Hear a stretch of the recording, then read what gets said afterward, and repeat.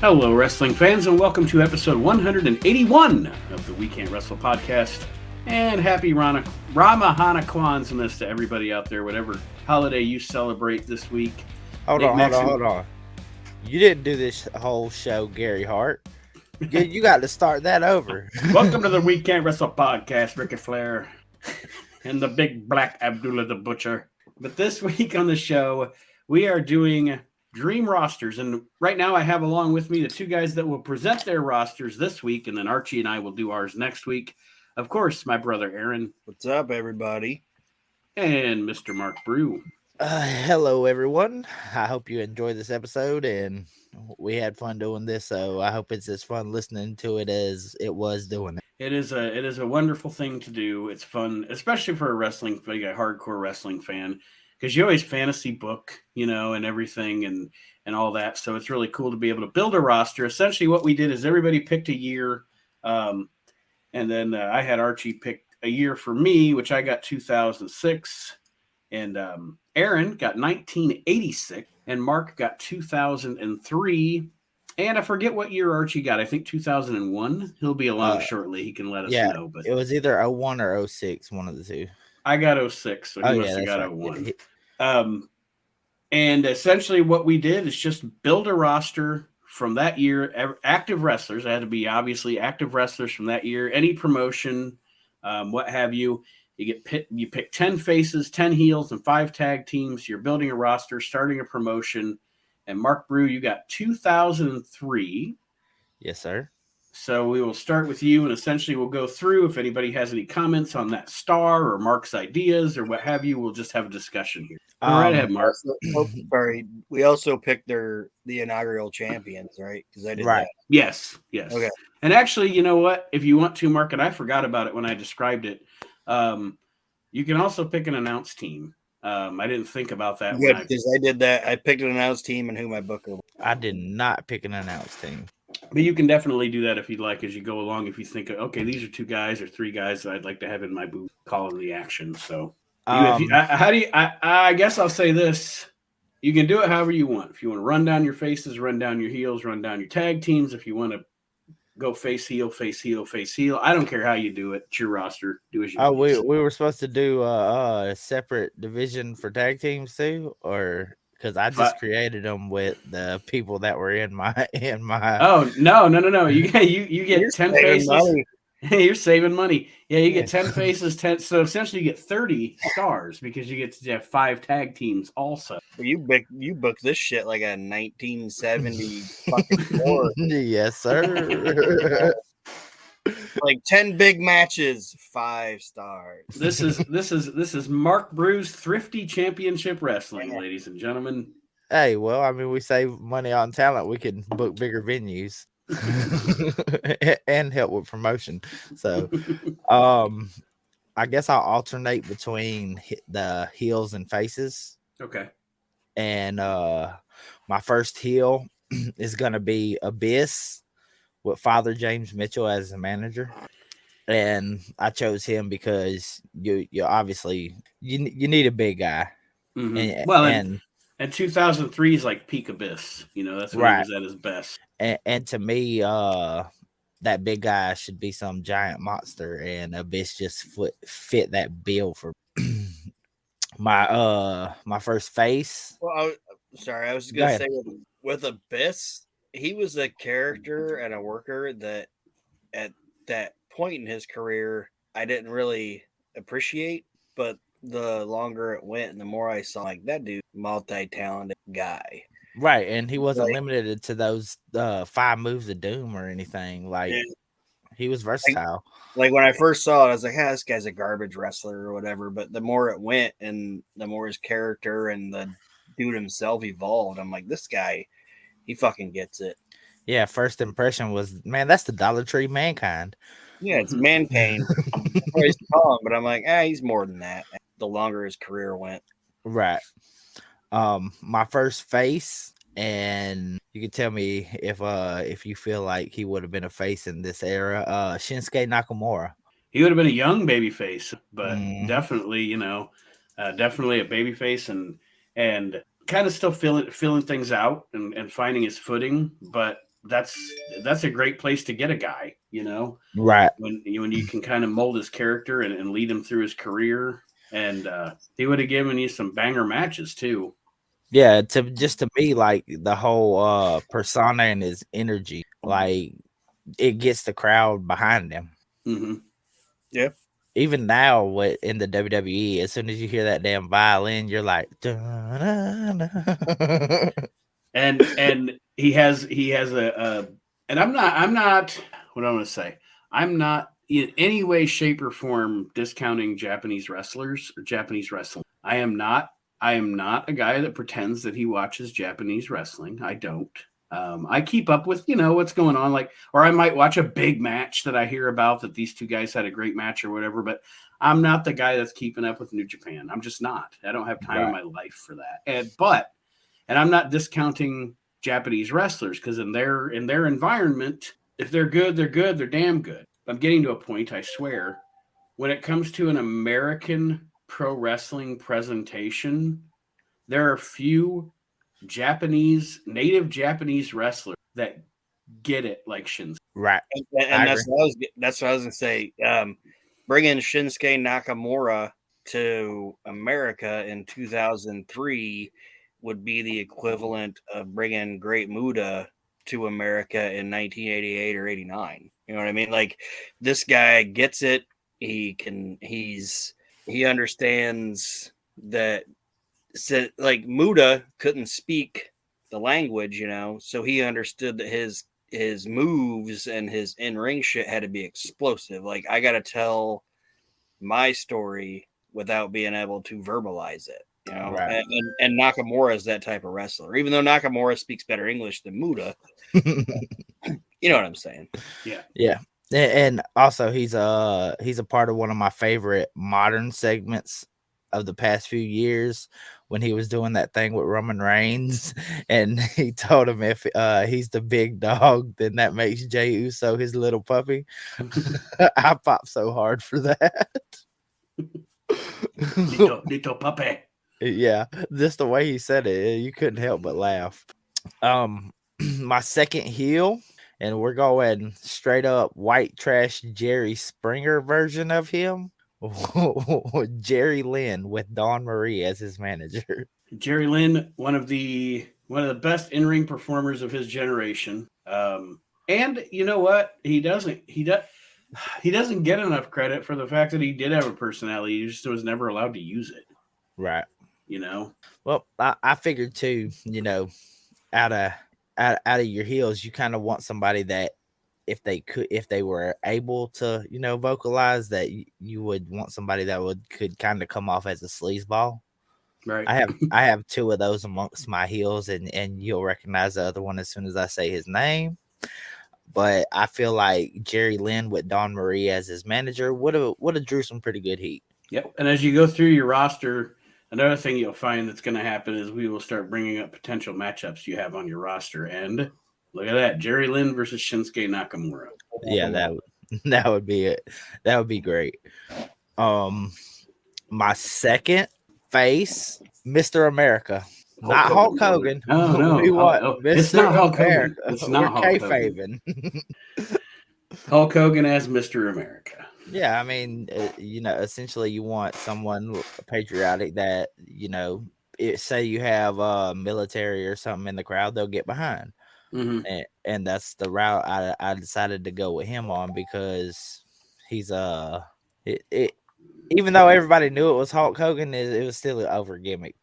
And by 2003, he's not super. What do I want to say? He's gotten to the point in his career where he's not Superman Hulk Hogan. He's not heel Hollywood Hulk. So he is an older babyface that you can use to get some heat on your heels. Exactly. Yeah, and that I don't know if we want to talk about how you're going to use him, but like his gimmick at that time, doing that Mr. America thing, like they were selling it on TV, like, oh, we don't know who this guy is, brother. But it was also a time in Hogan's career when he went back there and had to show that he wasn't like, big dog Hulk Hogan. Mm-hmm. And they used that Mr. America gimmick was kind of honestly was the house show gimmick, because Yeah. if you look at it, like if you read the stories or whatever, like read the Observer of house shows or whatever, every time that Mr. America character would go over or lose or whatever, even at the end of it, he would like take the mask off at the house show, and Hogan must pose, and everybody in the show was like, "Oh, we know it's him," but the cameras weren't here, you know. Right. And Vince was trying to catch him on camera. Nudge, nudge, wink, wink. Yeah. Yeah, it was Hogan not taking himself serious to show the other guys in the locker room that I'm not that Hulk Hogan that Shawn Michaels. Right. You know what I mean? I'm here to be a guy in the locker room, and yeah, that was like a weird time for Hogan. I don't know, but like Hogan talked about it. Like he said when he went back, Vince was like, "You can't have. I know what you had before, but you can't have a locker room of your own. You can't. You gotta. If there's a bus, you gotta be on it." My third heel, and this is the young smug him that you wanted to just smack the hell out of, Randy Orton. He was having good matches, and he just had that personality where you wanted to kick his fucking teeth in. Yeah, and by 2003, he's like you said, he's already learning to be a smug heel. I mean, you think about this, we were talking 2003. He's a year away from having, my favorite hardcore match with Mick Foley. Nobody has ever, and you can line them up and knock them down. And I'm not saying that nobody's ever been great at it. I mean, Mick even took him. Nobody has ever had a better reaction to taking the thumbtack bump than Randy Orton did in that Bad Blood 2003 match. He was the arrogant little prick, and when he took those thumbtacks, that his salesmanship of realizing what the fuck he got himself into is so good. It is unbelievable. It's like, what have I done to myself? Like this might sound stupid, but it would be like taking like an 80s like asshole kid in a movie and just like slamming him into the bonfire. You know what I mean? Does that make sense? Yeah. Like who's the guy that what the fuck? His name just went out of my head, and he played the blonde smug heel in all those movies. It's the guy that was in he's on the Blacklist, and he was in like Boston Legal. I can see his face. Yeah. But I can't I know who you're talking about. But it'd be like taking like a guy like that and just slamming him into fucking something and be like, "Oh my fucking god!" Yeah, like yeah. And Randy is another guy that just got it right away. He had to get through backstage. He had to get through his, I guess you'd say, adolescent period or whatever, where he was a pain in the ass. But he was kind of like. He's one of those guys that I think that people don't realize Vince looked at him like he looked at Shawn Michaels. Like he was like, this guy is a gigantic pain in my ass. But the minute he goes through that curtain, he does exactly what I asked him to do, and he does it perfectly. Why would I want to lose? Right. Hence why he was the youngest world champion. Mm-hmm. But yeah, good pull with Randy Orton. James Spader, yes. You doing your homework there? Yeah. My third face, he was really over with the Japanese crowd, and that's where he comes from. It's a gimmick that the little kids and all enjoy. Tiger Mask, that's little Japanese superheroes type gimmick, right? Yeah. And I feel like who was 2003's Tiger Mask? I don't remember. Don't get me lying. There's been so many of them. I do not know who was Tiger Mask in 2003. I'll look it up. It obviously wasn't Sayama at that. No, but I've always kind of enjoyed that little gimmick, Yeah, and like you said, it's a good gimmick. Like, I mean, you're building a wrestling company and you want to make money, so there's some merchandise too, right there. Right. Like you said, you get the kids hooked on the character. The kids buy the masks, the little figures, everything. Yeah, I can't say that guy's name. It's one of those guys. Well, that's fine. But yeah, a good idea. Having, like I said, you're going to make use of that character as far as merchandising goes, and he's going to have good matches and good pick. I'll just say we'll make Tiger Mask 3, or that would be Tiger Mask 4 would have been 3 according to this thing. We'll just make it Jamie. I can pronounce his name. He's like, I'm not even going to attempt to slaughter the other one. I'm Tiger Mask, baby. Oh, fucking Hilljack Tiger Mask. I got my main squeeze near you. Wow. my number 4. My number 4 heel. And in this era, he was really getting it. Kane. A good veteran to have backstage. And like you said, at this point he's a young veteran, really, when you think about it. I mean, he's been wrestling for about 10 years, but he's still probably only in his mid-30s at this point. And he's in what year were we doing? 2003. Yep. Mm-hmm. And is he Bald Kane yet? Yes. He becomes Bald Kane. Yeah. Yep.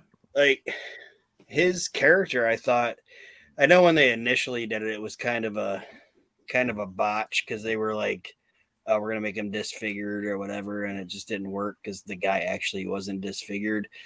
But that era, like post Mask Kane, is actually my favorite Kane. Yeah. Like coming up through the ring and disrupting Edge and Lita's wedding and all that. Yeah, because Glenn Jacobs, like when he started doing that, like he had like great facial expressions and his character, like a lot of times characters when they go like too long or whatever, it's like it's kind of ran its course. But that Kane was super fucking nerd. Right. That's oh, sorry. I was just saying, like a lot of times when like somebody loses a gimmick they've had for so long, because he had that gimmick from 97 until 2003. Usually it's like, the wheels come off of it. It extended his fucking career, I think. Yeah, it was like an evolution of the character. And it did him so much. It did him so good. So it benefited him so much to work with Undertaker, because kind of to what Aaron was saying, if you think about it, the Undertaker character and the Kane character were both honestly meant to just be short-term, like 6 month to 1 year characters. Like the original Undertaker character, they were bringing him in to have that match with Hulk Hogan next year. And then they didn't know what they were going to do after that. But Mark Calloway figured out how to milk that fucking shit and evolve his character and evolve himself. And he kind of, in a way, taught Glenn Jacobs that, because Glenn Jacobs took that Kane character so much farther than it ever should have went. Right. Had they strapped it on anybody else, those were probably like 6 month gimmicks. Oh yeah, yeah. Like when they were originally considering Waylon Mercy, what's his name? Dan Spivey for Kane. Yeah, wouldn't have worked. Yeah, to me too, they would like we said, if they strapped it on anybody else, that would be a footnote and it wouldn't even be Hall of Fame worthy. But those two have had such outstanding careers, you know. Yep. My fourth face, and in this year I really had just discovered him, and to me he's a grade A performer, AJ Styles. 2003 AJ Styles was like above par. You talk about and we talked about it when we discussed that WWA debacle, but so early in his career, he is one of those guys that was just like a prodigy, like Dr. Water. Yeah, from the minute he started, he was good. You know, it was like, and I mean, I know he had the NWA Wild Side stuff and all that before we saw him on TV, but even then, to be that young and to be that good already, you know. Yeah. And think about this, your promotion right here, we wouldn't have got it in 2003 in the real world because they didn't even work in the same company for like 13 more years. You could have had young Randy Orton versus young AJ Styles. Holy shit. That would have been phenomenal. Yeah, like you really just can't say enough good about him. Like legitimately, he like at first I was like, who the fuck is this kid? But then like the more I watched him and the more holy shit moments I got to see out of AJ Styles, I was like, and I like that dude. He putting a kind of strapping a rocket to him was one of the best decisions Jeff Jarrett ever made running team. Yes. And oh, sorry. And at an actual WWE live event, when that music comes on, nobody out the entire fucking show got the response that AJ Styles did. Everybody's standing up, they're singing the lyrics to that song and everything. Well, it's a cool wrestler. What's better than a cool ass wrestler coming out to a cool ass song? You know what I mean? And it's like you said, like Jeff Jarrett was like, "Oh, we're gonna strap a rocket to that guy." It's like I was saying, like we watched that shitty WWA show.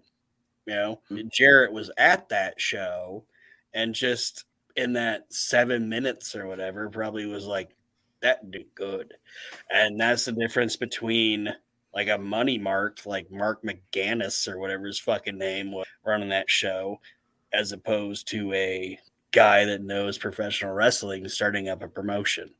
You know what I mean? Yep. Like if AJ wouldn't have been on that show, Jarrett might have never saw him. You know what I mean? So it's all like happenstance or whatever in wrestling. I don't know if that's dumb what I'm saying. Makes sense. My next heel is strictly for the cheap heat because he can get it simply by just being him. Teddy Hart. Oof. Hart.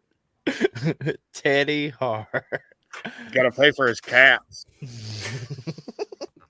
that like when I thought heel, I was like, okay, Teddy Hart would basically be my company's version of MJF because all he has to do is open his mouth and instantly you dislike the motherfucker. Yeah. Well, that's because he's a dislikable human being. Right.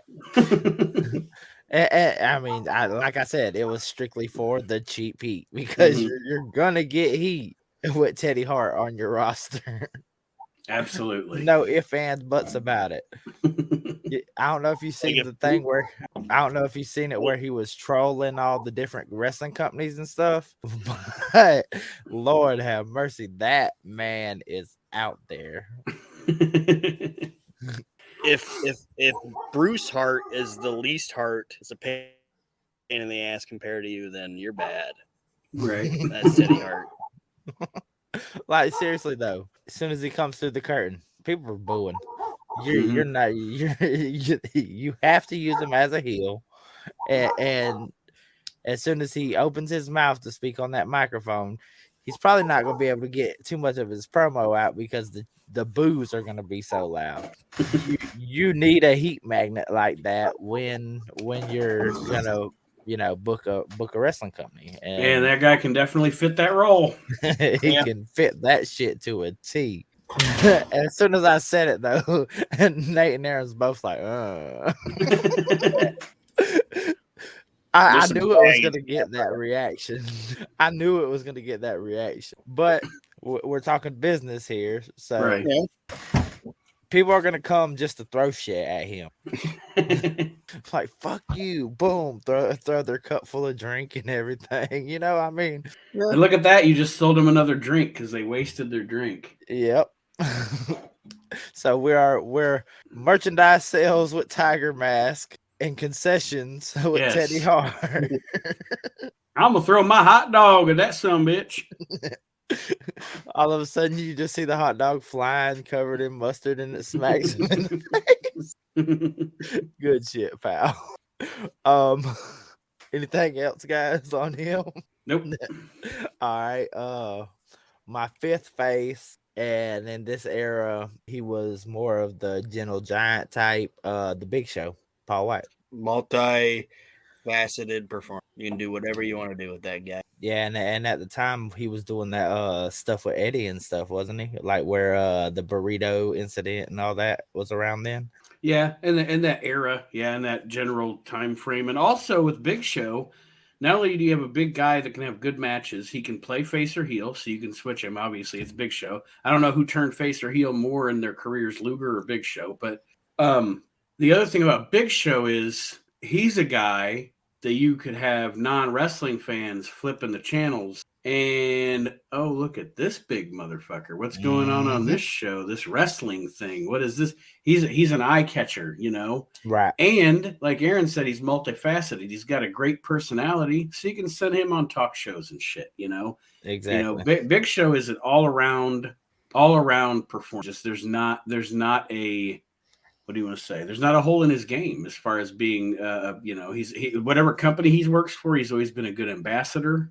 For his size, he's a fantastic wrestler. A great personality. He's got it all.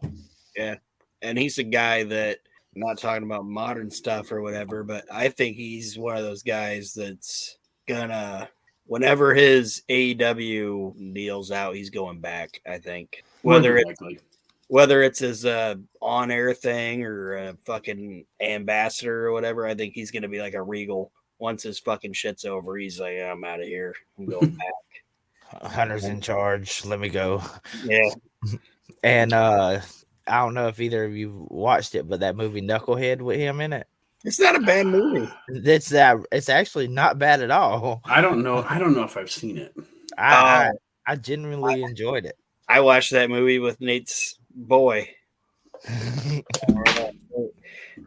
Me and Sean watched that movie together and laughed our ass. It was a good fucking movie. Yeah, like his acting's underrated. Well, that's a good choice. My sixth heel, I feel like doesn't get enough appreciation towards his run in the company. The alpha male Monty Brown. Oh yeah. In TNA, was like, that motherfucker is jacked. Oh yeah, I was a big fan of his. Actually, spoiler alert, charismatic as fuck. And yeah, spoiler alert, he's on my 2006 roster. So yeah, we're on the same page with him. Him, and I know whatever happened with him was something like it was his personal life. He made the choice to leave but yeah, that guy was fucking awesome. He was like Aaron said, he was charismatic and he was great in the ring. And I think so. And then I think his folks lost. I'm sorry, I didn't mean to cut you off, but I think his folks lost their house in Katrina or whatever, and he had to go deal with that, and he just never came back.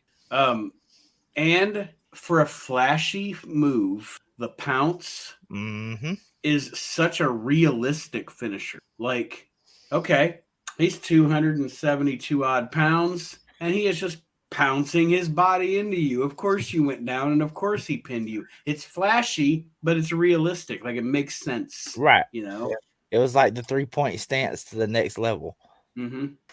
And to me, like, he just had an incredible physique, and he was athletic. He was like everything that Ahmed Johnson should have been had he had the talent. Yeah, had he had the talent. Right. I agree.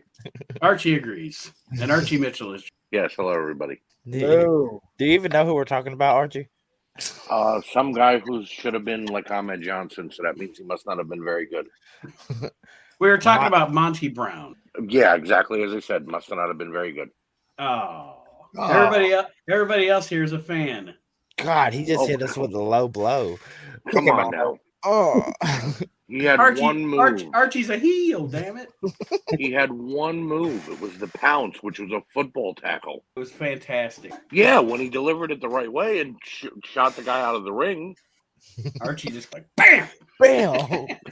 Fuck your show. Look, if it should have said something about how bad he was with the name WWE gave him. Marcus Corvon, wasn't it? Marcus Corvon. What I always thought of with that name. Oh yeah, cool. What I always thought of with that name was Marcus Cordon Bleu. Yeah, I always thought of a car, like, you know, a Corniche. I always thought of like a really crappy car. WWE gave him cool music. Like, that gimmick was great, and Monty Brown was. I'm sorry, Archie, you're late to the party. I said spoiler alert that he was also on my 2006 roster, so we'll debate him again next. You don't want to know what my main problem is with him? He had all the tools. I agree. He was actually a very good talent. And in TNA, he actually had great mic work for a guy who just came from football. But then he got to the WWE. I understand life got in the way and he had to pull away. But he should have been back in TNA then after that. And once he got his life together, I feel like he kind of sorted through the rest of his career away after that. And but that was the version that we were talking about. We're not booking WWE Monty Brown. No, we're not. I hope doing not. that. I hope not. No, we're booking Mark Bruce Thrifty Championship Wrestling. Oh, okay. He's got like 7 guys on his roster, and it's gonna be like an old school territory, like 2 singles matches, a tag team match, and then an over the top battle royal. Yeah. Well, I have a question. And we're putting those 4 guys. of these. We're putting 4 of these fat sacks in a mask. That's what I was going to ask. Are 3 of them Dude Love, Mankind, and Cactus Jack? No, Marcus Corvon has to go back out as Dr. Black. Oh God. All right, on to and after Dr. Black knocks the guy out of the ring and he's just laying there, he's like, "You've been pronounced." I like it. Dead. I like it. Move on from that, Mark. Please move on from that. On to my 6th face. That wasn't a dumb Sting. Stang. Yeah, Sting. 2003 Sting. It's Sting. Yeah, Tony Schiavone. It's Sting. This is fat. This is Fat Sting. I'm a Sting fan. I'm say that I'm a Sting fan, but this is Fat Sting. Well, hey, the guy had a killer body his entire career. If he chose to get fat for a little bit, it was okay. Yeah, I'm not knocking it, but this is Fat Sting. I mean, But no, and he's another great veteran to have in your locker room. And he's a name, because we're talking 2003. He's a name that you can take your heels that you have. And much like with Mr. America, it's not going to hurt him to put those young heels like Randy Orton over. That's what I was going to say. That's the first, when you said Fat Sting, that's the first one that came into my head was fucking Randy. We have Randy give him the legend killer, loogie. Yeah. Or punt Fat kick Sting him. versus Randy Orton would be awesome. Punt kick him. The Viper versus the Stinger. Wow, that might work. Or let Teddy Hart cut a promo on Fat Sting. Yeah, I like that. Well, I mean, you know that Sting would get over on that one, and like he'd be over with the crowd, and then you have Teddy Hart win. You would literally have to hire extra security to get Teddy Hart out of that building. Let Teddy Hart come out there and be like, "How allergic are you to bees?" Your name is Sting, for Christ's sake.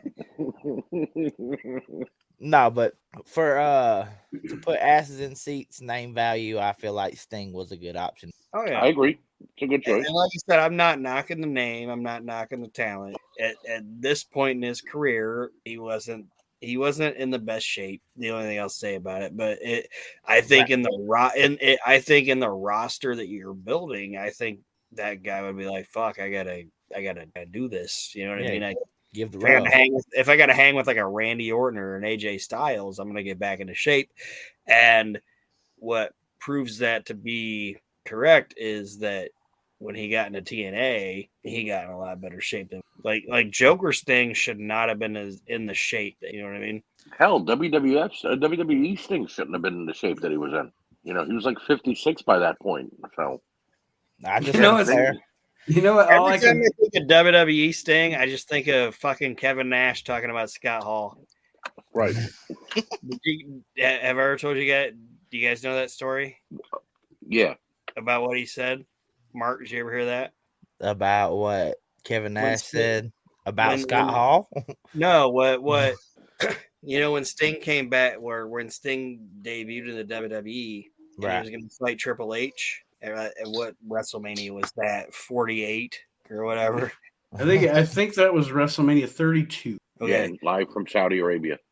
Yeah, no, wait. It was the one where Sting and Triple H were fighting, and DX came out, and then the NWO came out, and it was like this big schmoz thing, and they the geriatric Olympics.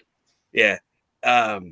Nash said that they wanted all those guys to go to the performance center and perform their match and practice. And Nash and Hall were standing on the side of the ring, and they're going over the match. And then Triple H goes, "Yeah, Steve." And then I hit you with the sledgehammer, and I hit you with the pedigree, and I pin you 1, 2, 3. Like it's Sting's first match in the WWE, and he gets hit in the face with the sledgehammer, and then he gets pedigreed 1, 2, 3. And Kevin Nash said him and Scott were sitting there listening to these guys talk about the finish, and Scott Hall said, "Sting's got to get himself a better lawyer." All I ever think of when I think of the Sting. All I ever think of when I think of Sting's run in the WWE is after every match he ever had there, whether it was 2 or 3, I don't remember. He looked like an Acme bomb from Looney Tunes had just gone off. Yes. His hair is all like it's sticking up straight up. Yep. And, And plus, after every match, he was hurt. Yeah. Back and every match, I'm hurt. He had shitty fucking hair gel. I always think of the way that Michael Cole would yell, "It's the Vigilante Sting," and I would be, "What a shit nickname!"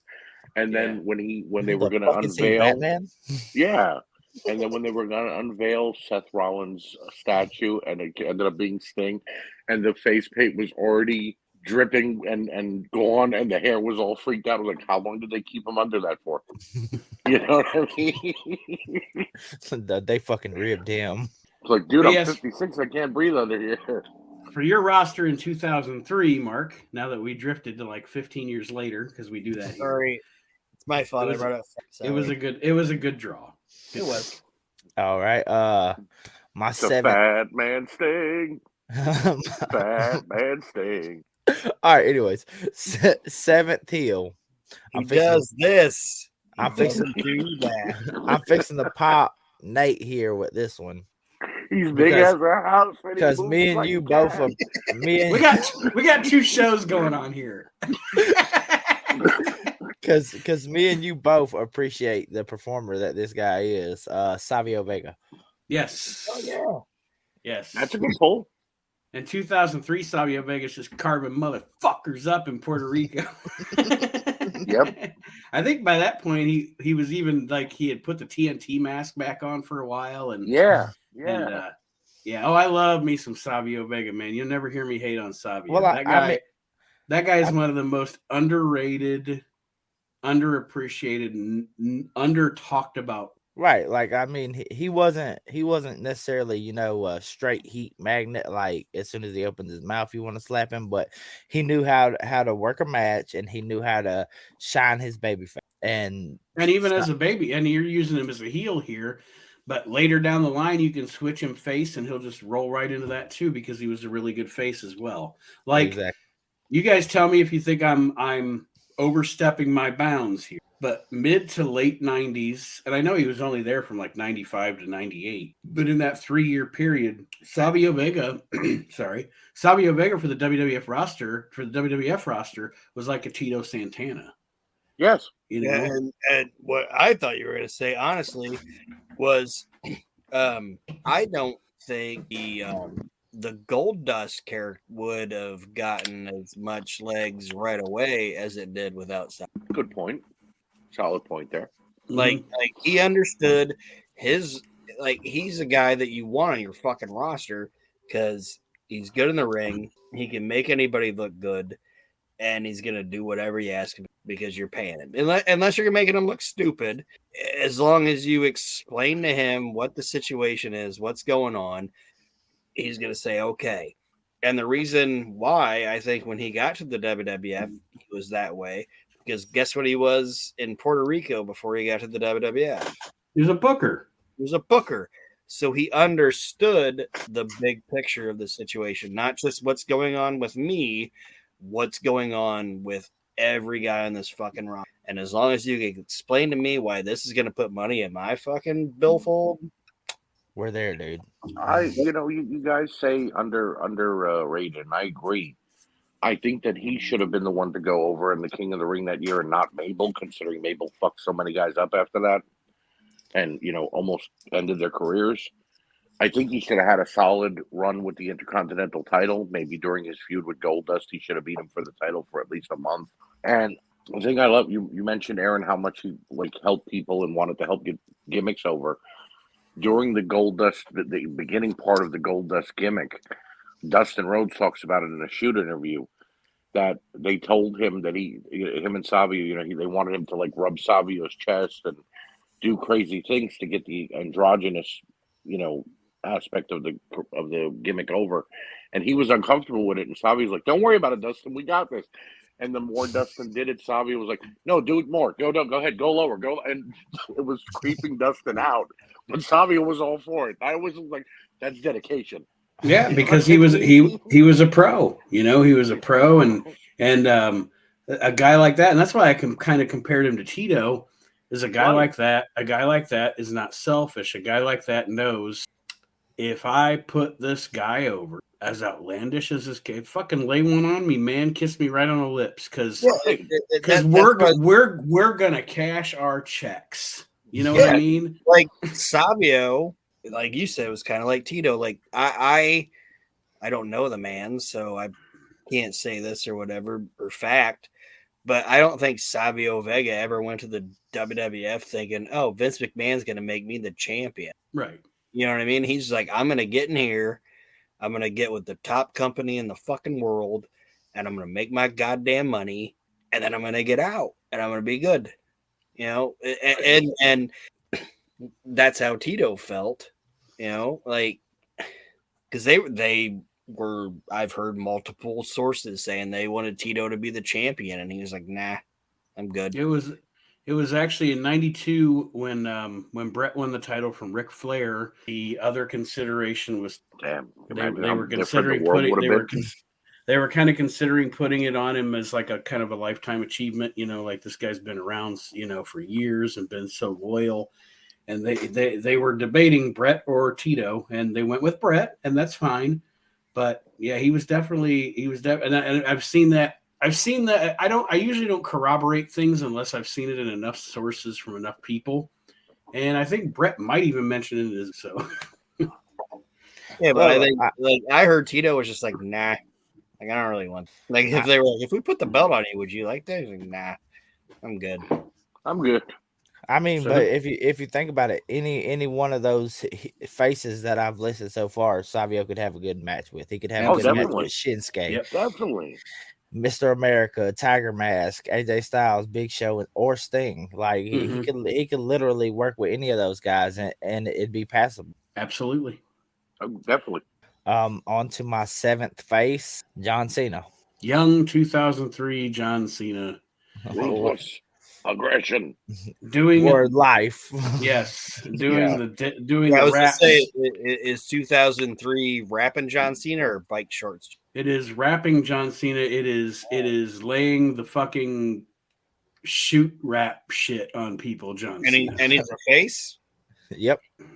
I think he turned face at the ending of 2003, right? I was just talking on Mark's roster. So you got him as a face? Yeah. I mean, he's kind of like... And he can come out and counter Teddy Hart's nasty promo. Yep. With a nasty rap. Make fun of his cats. Right. Yeah. You be eating Stu's cat poo. Yeah. Like that. I mean, I always enjoyed that whole little freestyling against the people. Oh yeah, that was great shit. Like his coming out party, in my opinion, was that fucking rap at 20 or whatever about Big Show. Yeah. Yeah, that was John Cena's coming out party. Like I know he was supposed to do something at like 19 or whatever with like Ja Rule and that, but WrestleMania 20, John's like him popping out of that fucking entrance at Madison Square Garden and winning the United States Championship. But him winning the match was fine, but that rap right at the beginning of it, that was him showing a fucking like rough crowd exactly right. And also, if you haven't heard that whole album and stuff that he did with the trademarks and stuff like that. Oh, that's a great fucking rap album. Yeah, like he legit he had musical talent. So oh yeah, John's a multifaceted, talented human, and like I said, at this point in his career, him being on that roster with those guys, it was crazy how much he stood out. And I've talked to Nate a little bit about like John Cena's on his stuff, but like a lot of like the older guys will have like differing opinions on wrestlers. Like, oh yeah, I really like some of them really like CM Punk, or some of them really like this guy, or some of them really like that guy. All them old dudes are like, fucking John Cena's the shit. Yep. Like he's the guy that would end up at the bar with them at the end of the night. Like he wasn't the guy going up he wasn't Xavier Woods going up in his fucking hotel and fucking playing Xbox. Right. John Cena was the guy like that would be like, oh, he'd be the guy at the bar with like Ric Flair and Arn Anderson, and them saying, "Oh, I bet you won't take that fat chick home." Fuck if I won't, Like, see if you can pick her up for the FU, John. Yeah, but Cena's the prototype. I know that was his gimmick going in, but that dude's the fucking prototype. Like, and the thing of it is, he is what a professional wrestler should be, and I think that guy got a lot of shit on him that he didn't deserve after probably WrestleMania 23 going forward. Yeah, they were blaming the fans and everybody was blaming him for everything that was going on in wrestling back then. And I mean, if you're not the booker, how are you to blame? You know what I mean? You can't say, oh well, it's John Cena's fault. No, it's what Vince McMahon is telling him to do. And if you're not the booker, how can you blame the booker? Right. On wanting to push this guy's there every goddamn night. He's doing everything you fucking ask him to do in the arena, and before he even gets there, he's like, anything you want me to do before that, I fucking do it. Any Make-A-Wish kids need to see me tonight? Anybody need to talk to me tonight? Anybody, that's my thing. I wasn't always the biggest John Cena as a wrestler fan. But John Cena, the person, in my book, is one of the greatest human beings in the world. He's a funny actor, and he does everything outside of the ring that he possibly can to help somebody. And then he grew on me. And it wasn't because I was like, he's burying people or it was just corny for me. You know what I mean? The good guy John Cena character was kind of corny for me. But as he transcended into like the last few years, I understood, well, he's got to be corny. That's his character. You know what I mean? He's not acting like, anything. He's being corny. Okay, fine. And as a worker, I think I think he's fantastic, and I think he gets the same kind of knock that Hogan like, and it's not even the same because it's kind of the same, but not, because he still went out there in a different era and like 40 matches or whatever. But they do like the 5 moves of doom from John Cena, but that's what the fans want to see. But Aaron, can I interject for a second? And Mark, if it's okay, I'm going to go off on a tirade for 1 minute. When Nate, myself, Aaron, Mark, and a lot of wrestling fans our age were younger fans, we didn't used to say Hogan only has 5 moves. It's the worst leg drop in the world. It's this, it's that. We watched the 5 moves of Doom of Cena, and people saying that Hogan only had 5 moves, or Warrior was only a body slam and a splash, or Roman Reigns only has a few moves, or whatever, are the fans who are fickle and begin booing for no reason. Well, and even more than Hogan, let me get on my soapbox for a minute. Even more than Hogan, all right. There's a case to be made, and I totally agree with you. Hulk Hogan he did exactly what he needed to do at the time. Right. That was it. All right. And so did Cena. But speaking of Cena, it's even completely different with Cena And why I'll say that to people is they say like the 5 moves of doom or blah, blah, blah, or seen as limited or whatever. The first thing I will show somebody is 2007, John Cena and Shawn Michaels on Monday Night Raw in London or Manchester or wherever it was. It was an hour. John Cena hung with Shawn Michaels for an hour. So you can't even say he's like Hogan. He is. No. Yeah. So I mean, and I know the comparison you were making, Archie. I'm not trying to. But it's just strictly like fans who really don't like wrestling and just want to complain that have that to say nowadays about guys like Hogan or Macho or even a Flair. I mean, there's fans that are saying, "Well, Seth Rollins would run circles around Ric Flair." Maybe today, but Ric Flair used to wrestle for an hour every day of the week and twice on Sunday. Mm-hmm. So you can't compare. And John Cena wasn't just 5 moves. Those were the 5 moves you were choosing to notice because they were the biggest ones he wanted you to see during the match. Right. And that's what I was trying to say about the Hogan Cena thing. Right. Those were the 5 moves that he did big time, but those were the 5 moves to see. Right. Like in the 80s, people didn't want to see Hulk Hogan have a Japanese match. They wanted They wanted him to do the block, finger point, right? Finger thing, boom, all right, slam, yeah. All right, Mark, who's next on your roster? Sorry, I rambled. I'm sorry. My 8th heel is someone with impressive physique. He's still wrestling today. Don't feel like he gets enough credit. Even though a lot of superstars like to steal his move, Chris Masters. All right. Okay. He's a guy, and I'm not going to spend a lot of time on him. He's a good young guy at this time to have on your roster, definitely. But he's a guy, and Aaron knows this. He's a guy that I didn't like, and then as his career went on, he made me. Right. I'm a bigger fan of him now than I was back then. He became a really good pro wrestler. Yes. Yeah.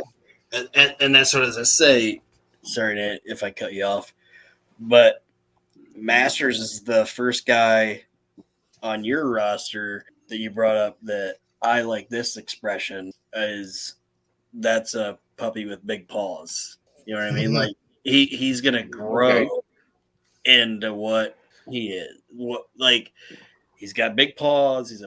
He's gonna grow. You know what I mean? Like he might not look great now. He might be staggering around, but let him grow into those. Right. It might be big, goofy, tripping over his own feet, but once he gets there, we just got to learn him. And another guy that could have used a mid-card title run. See what he can learn. I agree with Masters has a lot of potential.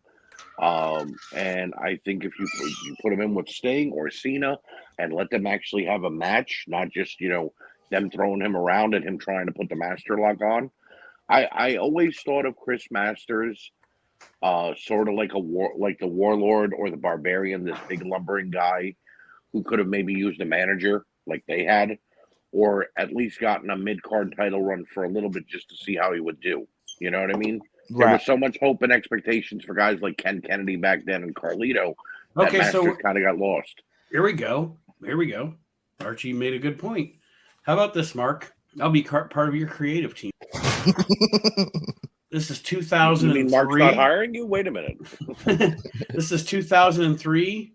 How about this? Chris Masters, managed by Teddy Long. Not bad. Holla, holla, holla. Look at this body. Look at the body on this man, player. Look at the body on this man. Yeah, that could work. You're going to go 1-on-1 with Chris Masters. Yeah, that would definitely work considering he was the mouthpiece behind Rodney Mack and such, so that could definitely go over. Well, I thought when you brought up a manager, I was trying to think of like a weird combination. You know what I thought about? Harvey Wippleman? I was like, no. I was like, Mark said that Abyss was going to be managed by James Vandenberg, right? No, James Mitchell. Oh, James Vandenberg. Same guy. Fucking James Mitchell managing the Masterpiece. It's It's fucking weird. But I think it would be. Yeah, like he could have like a whole stable of like, it'd be his own little sideshow type gimmick. Right. That's his strong man. The monster and the masterpiece. Cool. Not bad. Not bad. It's the masterpiece. It's my yin and my yang. You know what I mean? That should be cool. They'd be a cool team. Go ahead. Sorry. My next face, I think we can all agree that this guy's definitely had longevity as a performer, and at this time, it would kind of fit with the whole bringing young Nakamura over, but Jushin Thunder Liger. And he's still at this point he's what probably right his 20s. Yeah, but he's probably like, he's probably in his 40s. But like you said, you've got younger guys like Nakamura or AJ Styles or what have you that he can be in the ring with and do some high impact stuff, and he's going to have great matches. So yeah, definitely. I don't think AJ and Liger ever went 1-on-1. That would be a hell of a match. Damn sure would. And it would appeal to both the American and the Japanese crowd, and you could get eyes from both on it. And what Liger did, sorry if somebody's going to say something, but what I think Liger did, and he probably didn't even think about it in the beginning of his career, he wore a full face mask, obviously, and a full bodysuit. So guess what he never did? He never aged. Exactly. True. You know what I mean? Like they never saw him age. And wrestlers can be great into their like 40s and 50s, but when you look at him, you're like, oh man, he doesn't look like he used to. But he always looked the fucking same because he was in that complete bodysuit. So Liger retiring at 50 looked exactly the same that he did when he was like 23. Right. And he still wrestled the same too. Dude was still going good. His match with Tyler Breeze in NXT was unbelievable a few years back. Mm-hmm. So yeah, I think Liger in 2003 would be great for your roster. Who you got next? On my heels, number 9 is Gene Snitsky. Oh God. Who's next? Mike Knox? I chose Snitsky because he was another big guy heel that you could really get the people invested in disliking, and that whole "it's not my fault" thing. It's kind of it's a more cheap heat. He's gonna punt a baby doll into the crowd every show, but oh God, he's another Vanderbilt oddity you can put him with. And then you can actually bring baby doll in, and he can punt baby doll. Like, the lady baby doll. That would break his foot. And then Randy Orton's like, hey, that's my gimmick.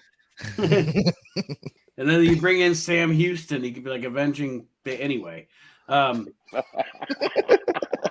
yeah, no, Snitsky is, and there's a couple of guys on my roster that, like, I was like, you know what, you can't have a roster where everybody's a fucking main eventer, right? It doesn't work. And so yeah, I have a couple of guys on my roster like that too that can kind of be a utility player.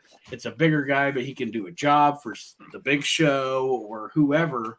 And yeah, Snitsky was fine. I don't know, Moving along, my 9th face, Kurt Angle.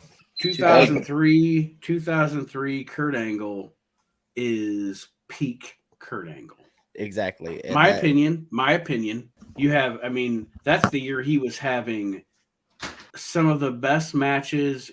And anybody that tells you I'm wrong is honestly full of shit. Some of the best matches that have ever been on WWE television was Kurt Angle versus Brock Lesnar in any way, shape, or form. That's some of the best matches, pro wrestling bell-to-bell matches they've ever had. Yeah. And Kurt was peak Kurt Angle. And that whole they call it the SmackDown 8 or whatever. Mm-hmm. Like him, Edge, like there's that fucking tag team match, like that triple threat tag team match where it's like Edge, Rey Mysterio versus Kurt and Benoit and the world's greatest tag team. It's like that SmackDown era was some of the best wrestling that's ever been on TV, and Kurt was a very integral part of it. Yep.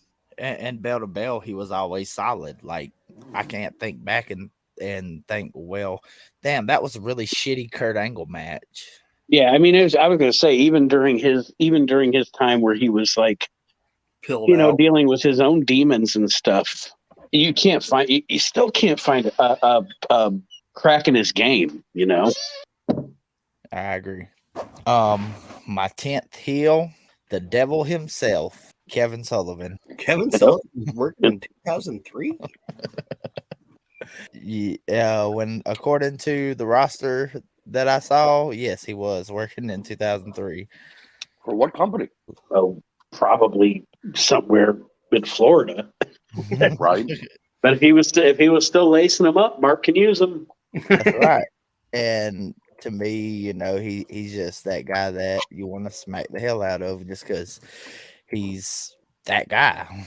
I mean, he's a solid performer, but he knows how to draw heat. I changed my mind. On. I don't want Chris Masters to be with Teddy Long anymore. You want him to be with Kevin Sullivan? I do. Remember Mark Lewin as the Purple Haze? Like Chris Masters is like not the Purple Haze, but it's the same premise, Right. I don't know. Anyway, that's just my brain fucking going off into outer space. And my last face. And he's going to have Snitsky too. Snitsky? And my last face. No one ever said getting these guys over was going to be easy. So it's someone that Aaron had just mentioned. And I feel like if you're going to have all these monstrosities on your roster, you got to have that underdog little guy. And the greatest underdog little guy in history is Rey Mysterio. Rey Mysterio. I thought you meant Little Guido from ECW. No, I feel like Ray would be able to hang with any of these guys on this roster, and the crowd always gets behind him. And like Nate was saying earlier when I had brought up Tiger Mask, the possibility for merchandising is through the roof. Oh wait, we got to make merchandise for our companies. We got to make money. You're building a fucking company here, Mitchell. I was doing Tony Khan style. I was just going to lose as much money as possible and do cocaine. I just pictured Archie, but with Tony Khan's fro. Right? That would be cool. I'd be happy with that hairdo. I'm thinking about the possibility. That's Tom Ernesto. I'm thinking about the possibility of Rey Mysterio Jr. versus Kevin Sullivan in the smallest, not a midget match. You know what I mean? They're not midgets, but they're not exactly tall. It's the vertically challenged division. Right. And then Abyss comes out and beats them both up. He interrupts their stepladder match. Right. It's not, they didn't even suspend it above the ring. It's just suspended above the corner. Right. Straight in the corner. Whoever can climb to the top rope can barely reach it. No, I like Rey Mysterio back then, I should say. I don't like Rey Mysterio nowadays, but I think Rey Mysterio is a good wrestler to have on the roster. Any roster, any year up until 2016. Well, I think Ray is still really good. I just been he's had bad bumps. No, I think he's pulling a Bill Watts with his son and really trying to get his son over no matter how bad Dominic is. That's what I think. He cares more about making Dominic a star than he does what he's doing. What he cares about what he's doing with his career anymore. I don't want to get into the Dom weed because I'm not like the Dom weed. That's all I have to say. I'm not even getting into Dominic. I promise. Okay, I'm not the biggest current fan, but I think that character is being handled exactly. I think it's great. Like Eric Watts? No, it's like that character is being booked exactly how his character should be. Like the fans are mad because they're like, "Oh, this guy sucks," and they're doing this with him or whatever. But those Judgment Day people, like the way I'm looking at it is, they don't think. You know what I mean? Right. and it's a great fucking angle, and I think it's going to turn into eventually Dom is going to get into a situation where he's in over his head, and those Judgment Day people are going to turn on him, and then Ray's going to save him, and that's how they're if that makes sense. But that's what I think they're going for, and I think it's going to be a very well thought out. Listen, come on my show for first week of the new year, and we'll discuss this. Okay. All right, Mark, you could be there too because I know how much you love Dom. So we're gonna move along to my champions now. Yes, my favorite part. My world champion, Teddy Hart, because he's the heat magnet. He's my Ric Flair. I love it. He's the heat magnet. You let him be himself and open his mouth. He's immediately the biggest heel in the company, and he is currently feuding with, drum roll please, Nate Maxson said it earlier, John Cena. Yep, good mic work, and Teddy Hart can be like, "Eat shit, I'm the champ." Right. And John would destroy him, but that's okay. Verbally, John would destroy Teddy Hart. Indeed. My tag team champions are Monty Brown and Savio Vega, being managed by Kevin Sullivan. Their tag team name is the Devil's Henchmen, and they are currently feuding with the Asylum, who consists of Abyss and Gene Snitsky. Abitsky. I love it. Abitsky. Wow. Snitsky could be like, "It wasn't my fault," and then Abyss could look at him. It kind of was. And of course, they're managed by James Mitchell. My United States champion, Mr. America. He's over like Rover. He's America's favorite patriot, but he is currently feuding with Kane, but has a kayfabe injury from Kane showing up at Brooke Hogan's birthday party and attacking him. Jesus Christ. But then Nick Hogan did a run-in with his car and ran over. The funny part is that Brooke would have been like 16 at this point, so it would have been perfect. He's interrupting her sweet 16. He's terrorizing the kids, you know. And Kane is the monstrosity to do it. Right. And Hulk Hogan's like, "I don't know why you're attacking me, brother. I'm not Mr. America." Right, I'm not Mr. America. I did nothing to you, dude. My X Division champion is AJ Styles. He's everyone's favorite up and comer, and he's currently feuding with Randy Orton, who's the smug, arrogant, cocky heel. Their previous encounter saw Orton try his apron DDT, and AJ countered with a phenomenal forearm to pick up the victory. And they're feuding at this time because they both have the same haircut. Hail Caesar. My Intercontinental champion is Jerry Lynn with Dawn Marie, white trash version. He is currently feuding with Tiger Mask, that heroic good guy that's morally clean that you just want to see win. But despite him being a heel, we send Jerry all over the globe defending the Intercontinental Championship because he can literally have a good match with The Rock. Not The Rock, A Rock. A Rock. Upon hearing that, Dwayne Johnson strolls into Mark's company and says, "Well, now you got a match." And that concludes my roster. And that was a good roster for 2003. I dig it. Yeah, I told Mark he could even eventually turn Jerry Lynn face by having Teddy Hart steal Dawn Marie, and you've got a built-in feud right there between Teddy Hart and Jerry Lynn, and I think that would be a killer feud. Well, you weren't here earlier, Archie, when Aaron said Jamie Noble could play Tiger Mask, so that even works even better. It does work. He could be like, "Dawn Marie's my baby now, baby." And now we've gone from 2003, and we're going back 17 years to 1986 for Aaron's roster. So podcast. Yeah. Fired up. He just smiled like a jackass eating briars on that. Wait one. a second. Yeah. I thought I challenged him to use 1977. Mark said I got to use all of WCW in 2001, and I said, "Never mind." Go ahead, Aaron. I picked 89 because Nate. Aaron's like, my first champion is Baron Mikel Cicluna. Yeah. I said, Nate said pick a year, didn't tell what it was, and I said 89, and then he said it was building a roster. I said I did that one last time, and then Nate gave me 86. Yes.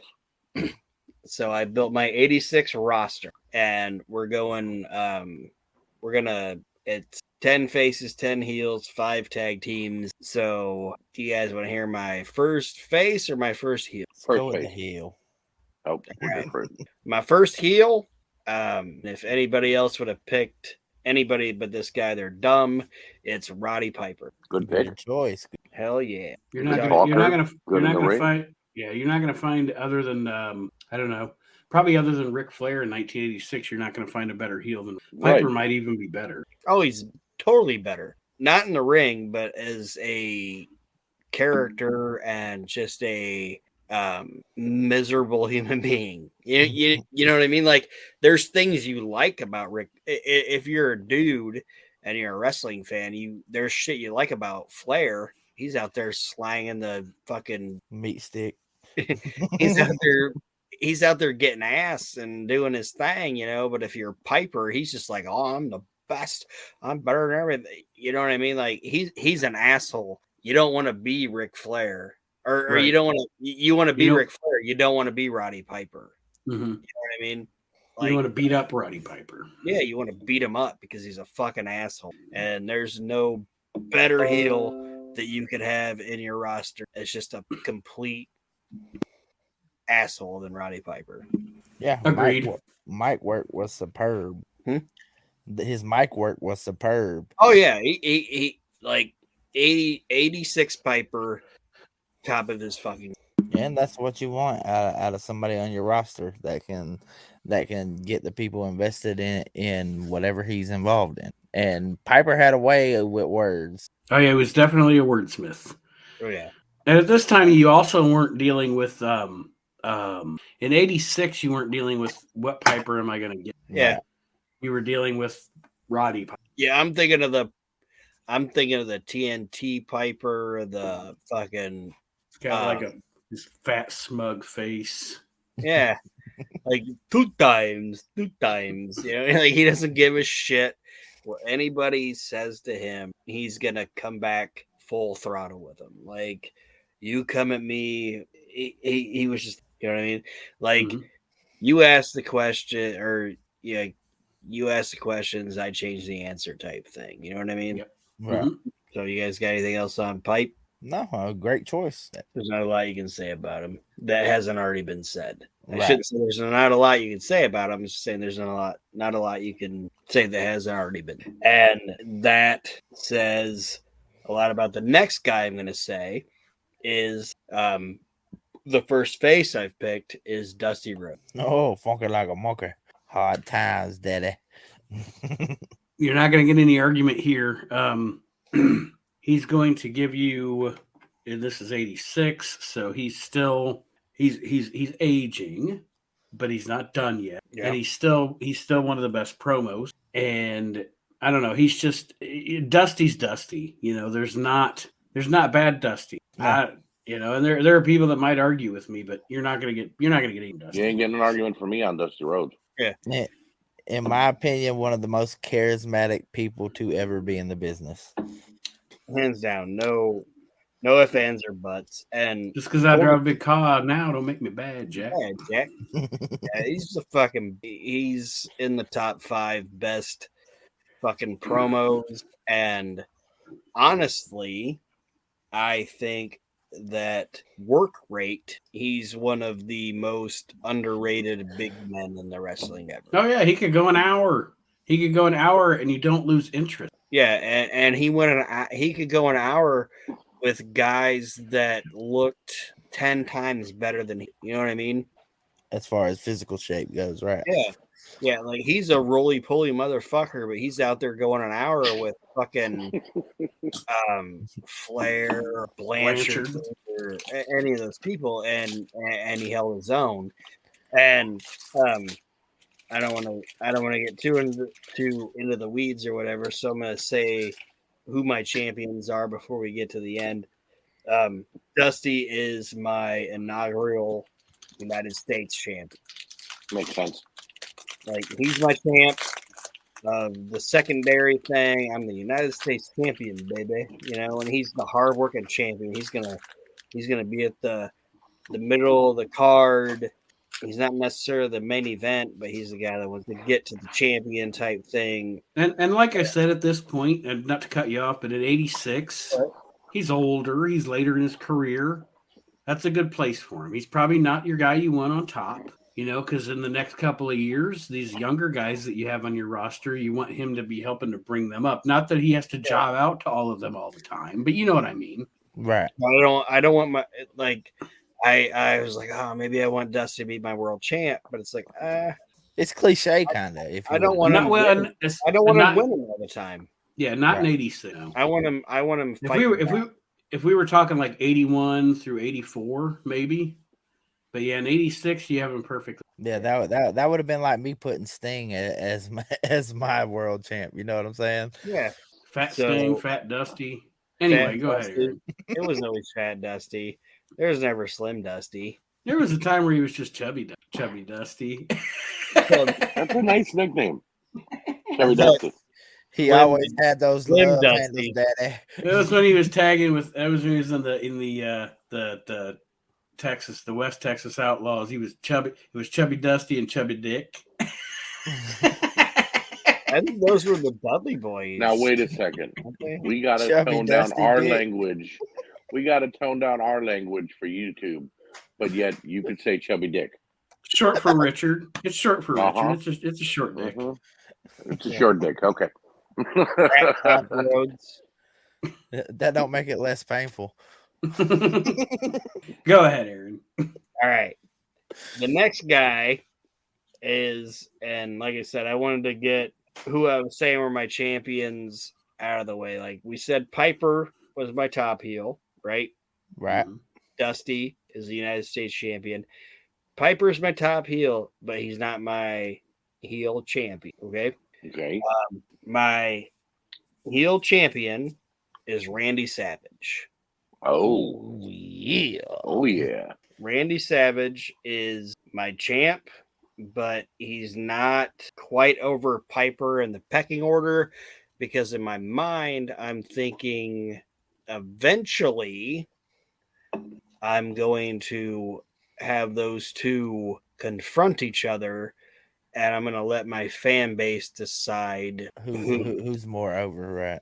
Yeah, like which one of these guys is going to turn. And imagine a Randy Savage heel, Roddy Piper a heel confrontation, and you let the fans. That'd be one for there. You just damn in '86. That would be nuclear organic face turn. You know what I mean? Like whichever one of them turns to becoming face is going to be loved. There's no, you know what I mean? There's no going back from that. Yeah. So that's what I'm doing with that. But Randy, he's my world champ, and like I said, I'm gonna let it see how it handles and see how my studio audience reacts, because that's my main place to book in is I'm putting this shit in the studio, because I think studio wrestling honestly was and is the best way to determine how your audience. I think, and Nate, you might understand what I'm saying. Like, I think that's the best audience that you can decide how people are reacting. You know what I mean? Because those are your hardcore fans. Yeah, those are the people that are every fucking week, and they're gonna tell you how they feel. So I'm gonna put Piper out there. He's cutting heel promos, doing whatever he's doing with whoever he's doing with. Savage out there. He's the champ. He's winning every other week at the fucking arenas. Eventually I'm going to confront them. And but we've talked about Savage a lot on here, so there's probably not a lot else to say on him. No, right? he's the best pick. Yep. So my next babyface, I think, right?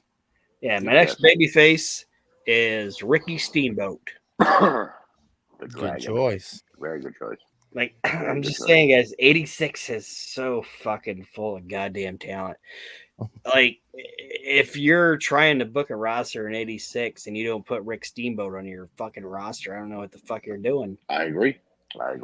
He can be put anywhere on the card and he's getting over. Doesn't matter. Opening the show or main event, Ricky Steamboat is it. I mean, it don't matter. You could take your show internationally and just say go to Hawaii. He's gonna surpass Dusty as far as being over in that place. You know what I'm saying? And then like genuinely, even he was over with the American crowd. So well, yeah, and I was gonna say with your excuse me, with Dusty, like we said, Dusty's not that Dusty's having bad matches, but Dusty is Dusty. As far as the babyface roster goes, at the top, Ricky's going to be your workhorse. Right. Yeah. Put him right in the right before intermission match. You know what I mean? Like, he's right there with some of these other heels I'm going to bring up, but he doesn't necessarily have to be a champion to have the fans into him. Right. No, Ricky was always. I loved Ricky as Intercontinental Champion, and I loved him as NWA Champion. But the Ricky Steamboat story is better told of him chasing the title instead of him winning it. Yeah. So, and he's a good-looking dude. He's gonna have the sympathy of the crowd and all that shit. So, if you're booking it this time and you don't want that dude on your roster, I don't know what the fuck you're. Can I don't know if you guys feel the same way, but Ricky Steamboat's, I guess it was his WCW music. It gives me chills when I hear those first few bars. You know what I mean? Yeah. It's just, it's like you're about to witness a great match, no matter who he was going against, whether it was against Flair, whether it was in a tag match with the Hollywood Blondes or with Barry Windham and Dustin Rhodes. Norman the Lunatic. No, he's right. Right. You know, it's Ricky Steamboat always had a good match. We did that. Remember we watched that pay-per-view, that Madison Square Garden show before WrestleMania, like a year ago, Nate? Yeah. Mm-hmm. And I think he fought Tony Garay or something like that. Tony Gurria? Yeah, Tony Gurria. And he had a No. He didn't fight Gurria. He fought Rene Goulet. Rene Goulet, right. Yes. And it was a banger of a match. Yeah. And it was like he's getting this kind of a match out of Rene Goulet. So, yeah, Ricky is a great pick. All right. So anything else on Mr. Steamboat? All right. Well, he was my second baby face. Yes. My third heel might throw you guys off. Okay. But my third heel on my roster in 1986 is the Dynamite Kid. Okay. Was Dynamite ever a heel? Oh, yes. Really? I didn't know that. Fantastic as he was fantastic as just this little fucking fire plug asshole shit talking guy. And the reason is because guess what Tom Billington was? He was a shit talking fire plug motherfucker. Like, in real life, yeah. In real life. It's kind of like what Mark was saying about Teddy Hart. I want Dynamite Kid to go out there, and all I'm going to tell him is say whatever the fuck you want to say and leave their eyes alone. And right. That's gotta be said. Like, don't take their teeth out. Don't take their eyes out. Do whatever the fucking else. And I think Dynamite as a fucking heel little shithead would be fucking fantastic. And in my mind, I'm thinking about him going after like a Dusty Rhodes or a Savage. You know what I mean? But right. I think maybe he injures Dusty. Not during a match, but during an interview, he injures Dusty, and that makes Ricky put up for Dusty. So now you got Steamboat versus Dynamite Kid. Yeah. Until Dusty gets better. And it's a face Steamboat versus a heel Dynamite. But right. I think Dynamite Kid, for one, Dynamite, and Nate knows I'm not blowing smoke when I say this. He's one of my favorite wrestlers of all time. Yeah, I've heard you say it before. But him being full-blown heel in a promotion where he can say whatever the fuck he wants to say, because if I'm a booker and fucking Tom shows up, I'm just like, fucking do whatever the fuck you want, man. I'm gonna love it no matter what you do. I imagine him being almost like a ending of his WCW run, or when he got to the WWF, like Brian Pillman.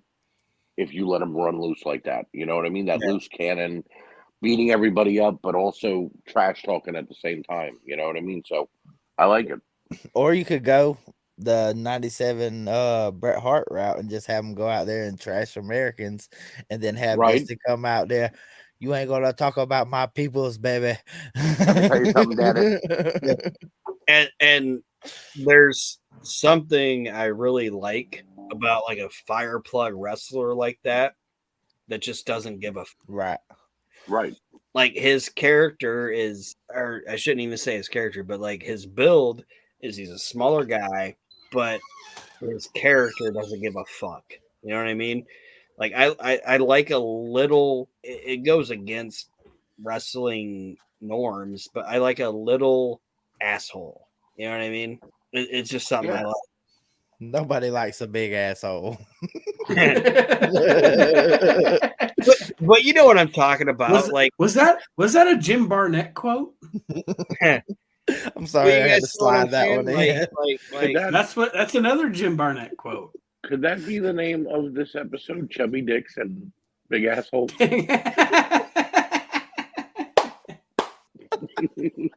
Not on YouTube. Our dream roster. Not on YouTube. No. That'll get the wrong type of views. On Spotify, it's fine. But do you guys get what I'm saying? Yes, we agree. We agree, and I definitely like. Have you ever met like that guy that's just like he's a smaller guy, but he's like looking up at somebody and being like, "Don't fuck with me," and then he just knocks the big fucker out? Dean Malenko. Yeah, that's WCW. me. Yeah, that's me. That's what I'm doing. That's what I'm doing with Dynamite. I just think Dynamite. If you guys, and I know Arch was he ever a heel? Archie, take some time to go. I will watch Calgary and watch Dynamite be a fucking. It's so fucking good. I definitely will, because I've seen all of his other stuff. I've seen him with Davey. I've seen him in Japan. I never knew he was a heel, though. I always saw him as a face. So he was. Yeah, I definitely have to watch him. Like he did not give a fuck, and he was violent, and he was hard hitting. Like I know there's a lot of comparisons that people do to Benoit to Dynamite, and it's not a bad comparison though, because Benoit, it made sense. He was so much more hard hitting than it's fucking. So I like I said, if you hadn't watched it, take time to watch it. Oh, I definitely will. So I just gave Dynamite as my heel, correct? Correct. Yes. All right. So my next baby face is Mr. USA, Tony Atlas. Good choice. So you both picked Mr. USA.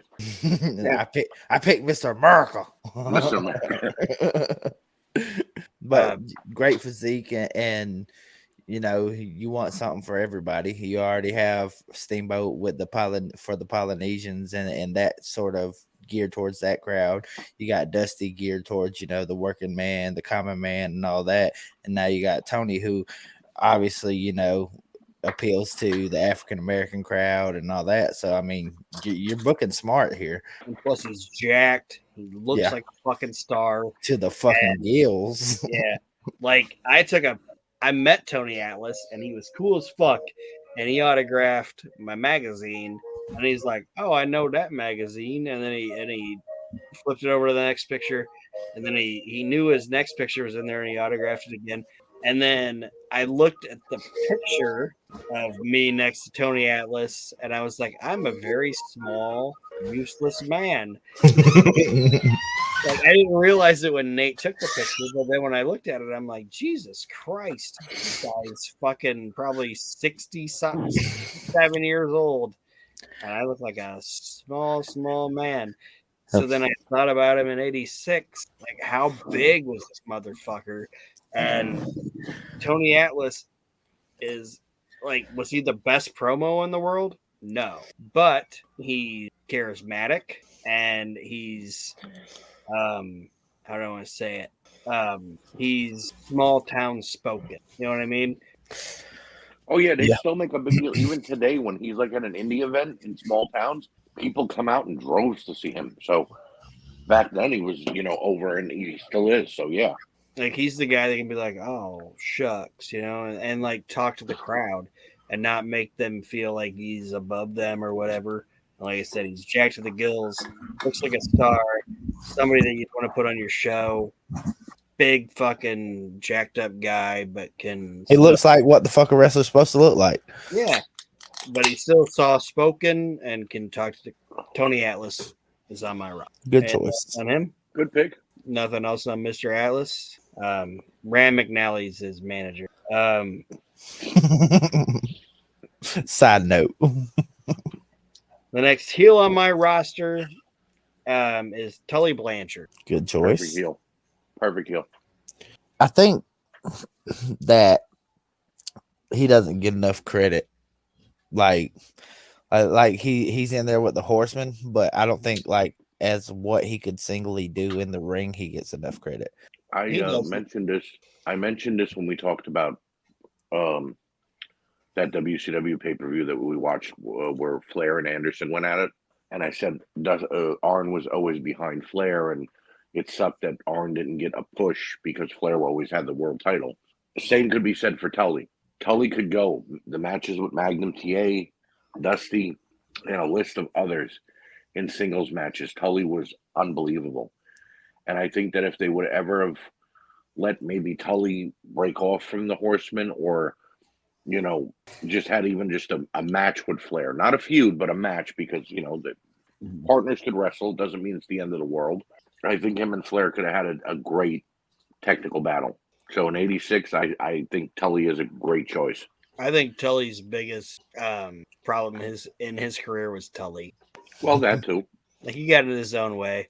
Like Flair said, they got on a fucking plane. Like it was the booked Crockett plane, and after they got on it after a show, and Blanchard was like, what would probably draw some money? Why doesn't Dusty book against Dusty? Like why Dusty should just book himself against Dusty? All we're doing is fucking hitting elbows and elbows and elbows. Like he got in his own. He definitely did in the WWF. I know that when he failed the drum test and got fired, and that kind of soured WCW on him going back there. So yeah, definitely got in his way then.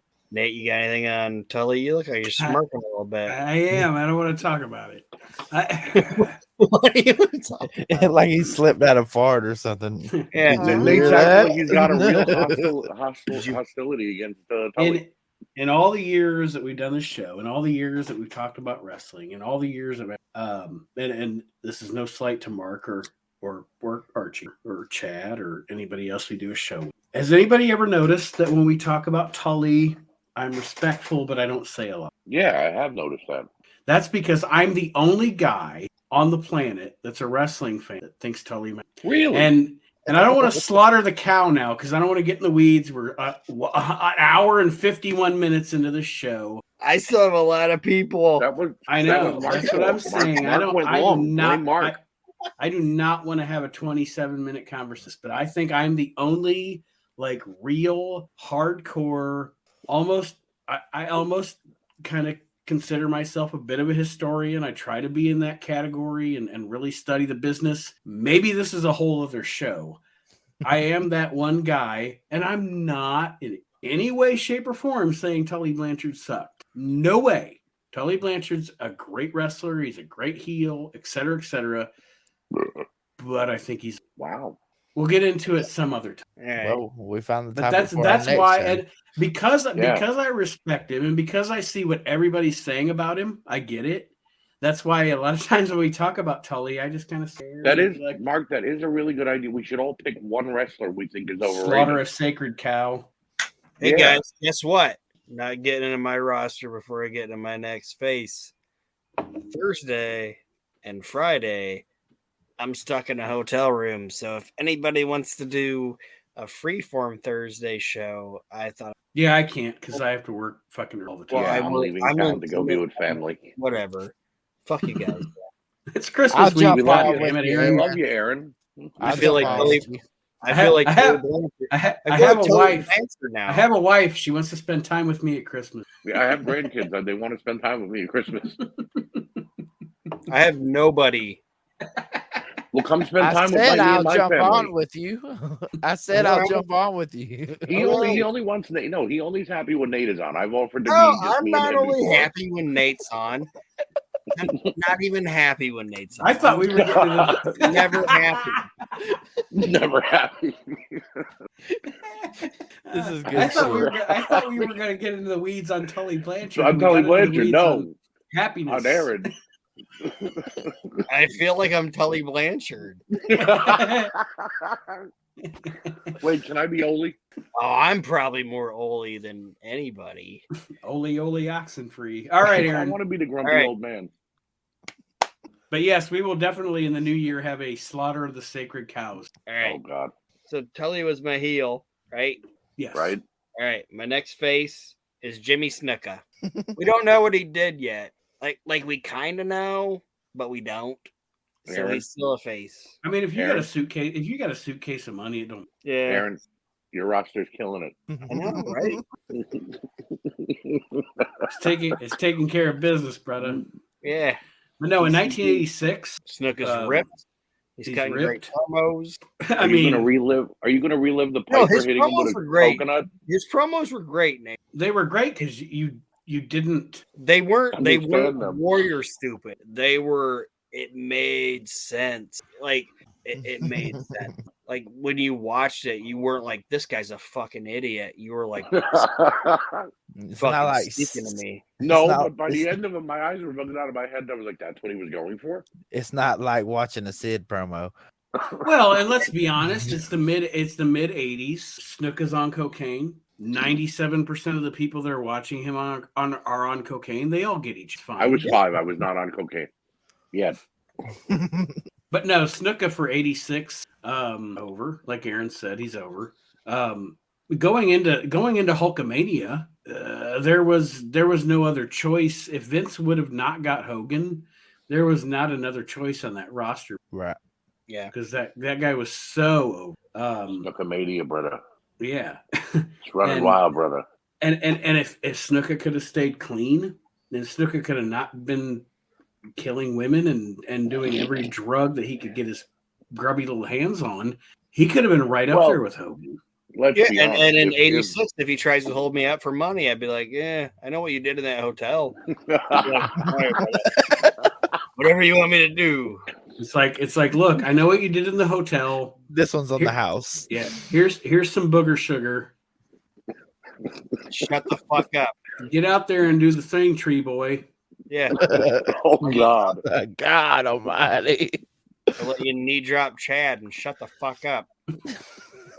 But no, in all seriousness, Snuka's a great pick. Because regardless of his demons and regardless of what he did recreationally, did anybody else ever see him go out and have a bad match? I didn't. I watched one live. I mean, here's my thing.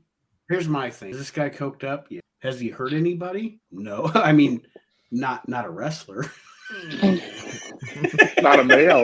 Not even a male talent. Has he murdered? Yeah. Yeah. Can he read?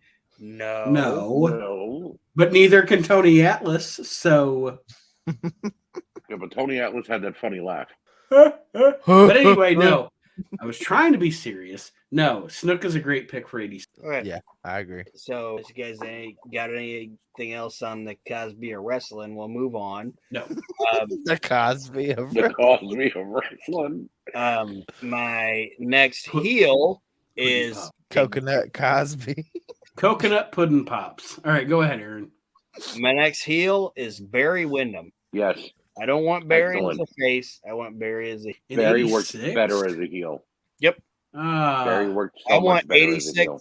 I want 86 heel Barry Windham. I'd have put him on my face side. I want him doing the I'm blonde, I'm bigger than you, I'm better than everybody else. Look, I'm going to go out and say it. But in 86, Barry Windham was let's be honest, Magnum TA, There's another Magnum TA. Oh, hey! Don't you go after Magnum TA? I'm not going after him. The man's a cripple. Wow. 86 Magnum TA with Dusty behind him, puckering up his asshole and his mustachio, and et cetera. I could throw him 6 feet out the window and put Barry Windham in that slot and put Barry Windham up against Hulk Hogan on national television in 1986 and have a fucking chance. And that's the only reason I'm disagreeing with Aaron on using Barry as a heel. And Aaron's going to have his reason for using him as a heel, and I get it. But Barry was fucking good, man. And that's why he was like Hulk Hogan as a great wrestler. As a face, he was too clean cut. He had the bandana around his neck and the vest and the thing. But then Archie, that grungy, there's a dumpster out back. I can throw the bandana in the dumpster and throw the vest in the dumpster and let that dude just be his dad, but with 100% better body and look. And I'm not dissing Blackjack. Blackjack was great. I agree. And I'm not arguing, and I don't want to go on and on and on. But Aaron, your rationale for him being a heel, I didn't want to hijack the shit.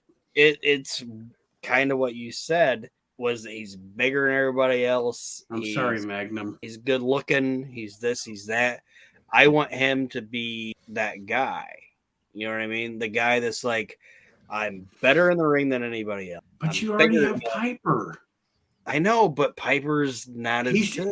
Piper's already bragged. I don't want to argue it. It's your roster, brother. Go ahead. And when I say this next guy, you're going to tell me I should have flipped him.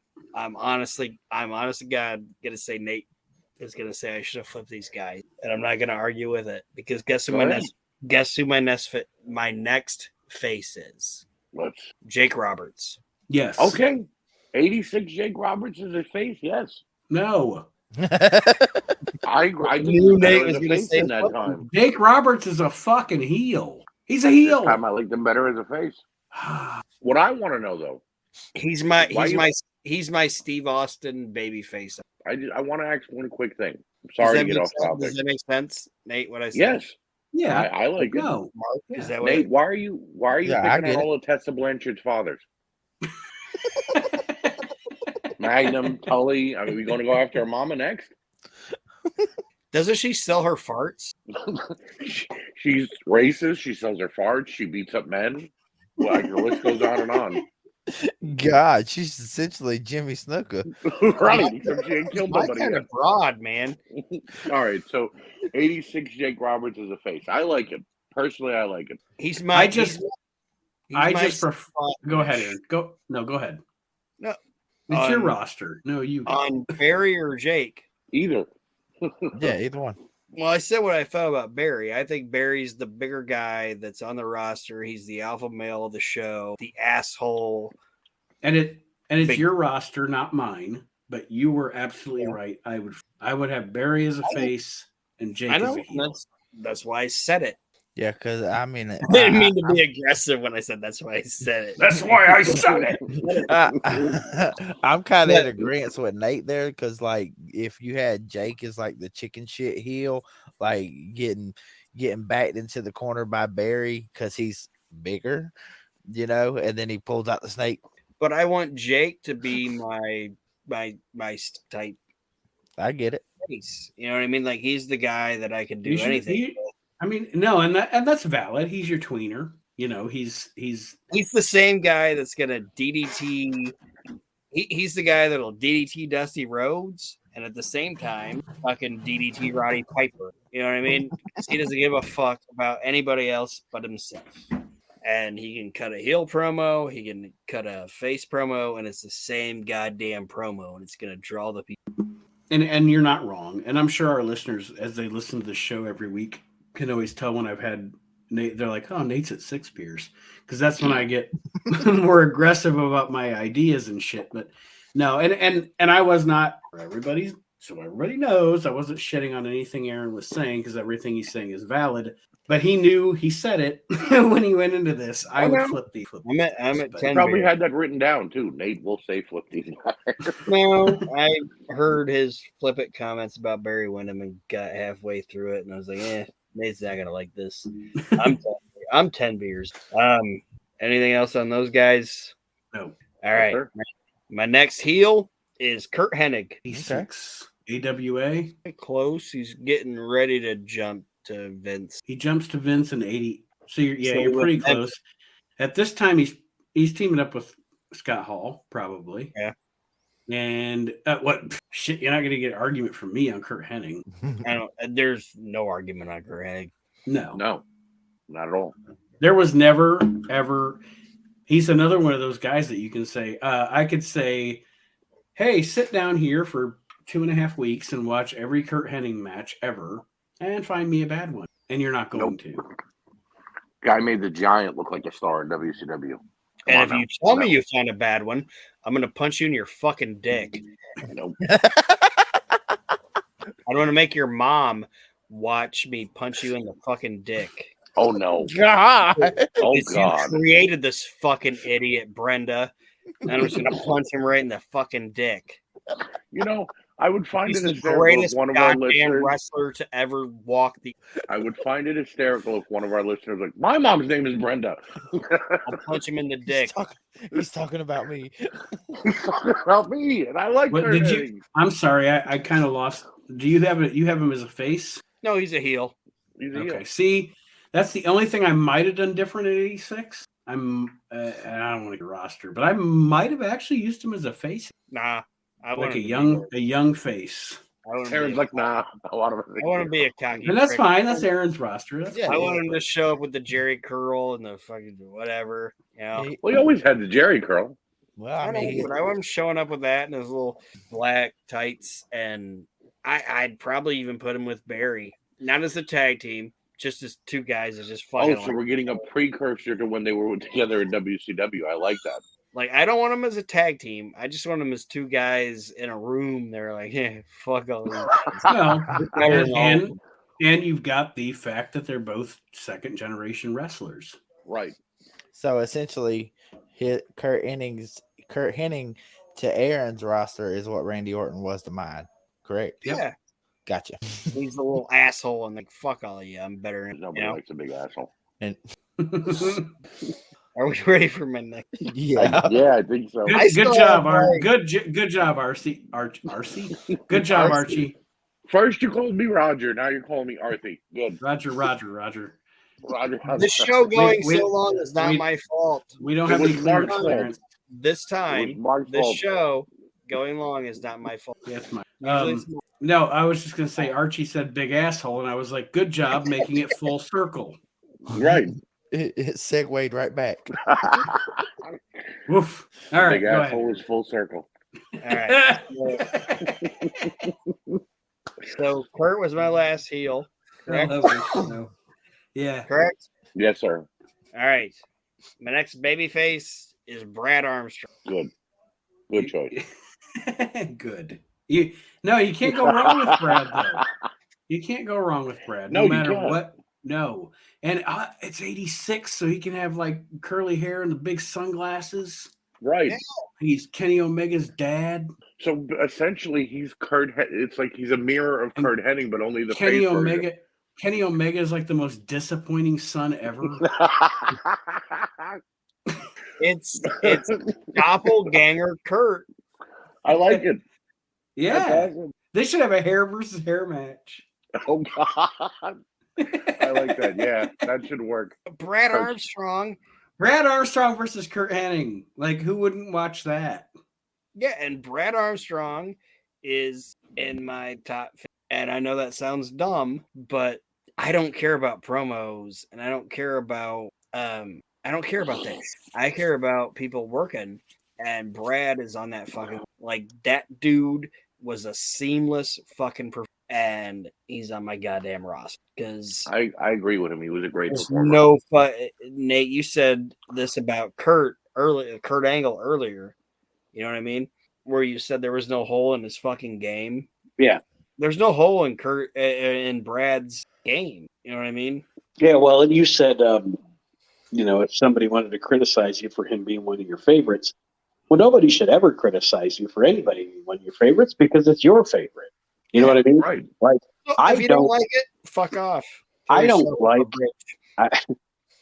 like Kenny Omega, but if Kenny Omega is somebody's favorite wrestler and that's what makes them happy, who am I to say anything? Yeah, but see, here's the thing, Nate.